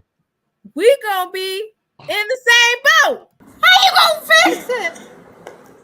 Better pack that damn AAC. How you gonna fix it? Better buy them season tickets. How you gonna fix it? What Zoe say? What he say? Get your season, get your damn tickets. Or else we gonna be able to coach. How you gonna fix it? So we got a couple of openings now in basketball front on the women's side and the men's side. So on the women's side, what you got? Pine Bluff. On the men's side is still FAMU. So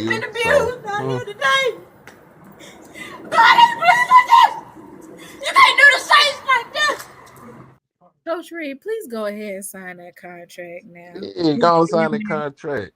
Damn near everybody's taxes due. Like March 31st was, it seems like eons and decades ago. Come on back from the Final Four after tomorrow. Y'all done had y'all fun. She went and took 3 of her players, got them seen by some WNBA players. I'm sure for her to have that type of opportunity to take 3 of her players to do that, that was really that was good for not only just for those 3 young ladies, but also for the program, right? That's good. Yeah. Like, visibility. I can get you in front of WNBA coaches and general managers.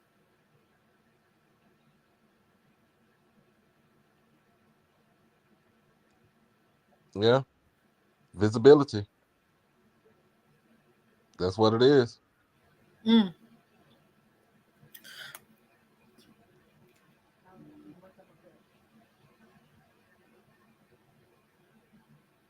Oh. So the Marshall coach just got Tennessee. Oh. Let me look this What's the name? Don't be over there trying to.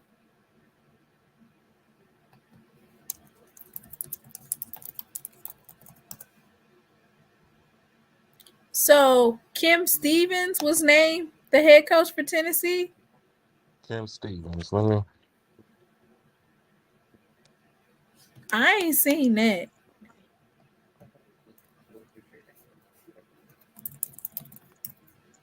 They ain't named the coach that damn quick, have they?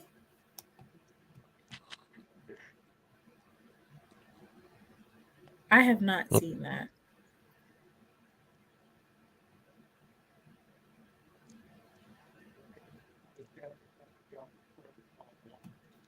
I ain't seen that. Have you seen it, or do you see it? No, I haven't seen it. Man, this is going to be a boring national championship game on Monday on the men's side. Purdue versus UConn. It's like watching paint dry. I won't be watching that. He might have been on the men's side. Well, look, Coach Reed don't want to go to Marshall, do she? No. I don't want. Why would you want to go to West Virginia? Is that where it's at? Yeah, Huntington, West Virginia. All these real. It's like going from one opposite to the other.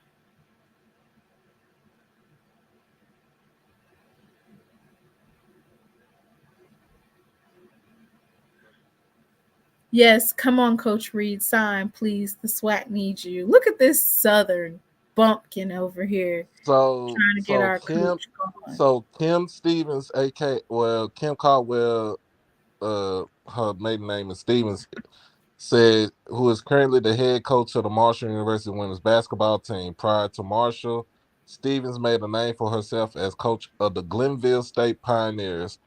During her 7-year tenure there, the team won 6 regular season conference championships, 4 conference tournament championships, made 6 NCAA Division II tournament appearances, and won the 2022 NCAA Division II national championship. She got a good, and she's young too. She's young. Her overall record coaching is 217-31, which puts her at an 88% win percentage.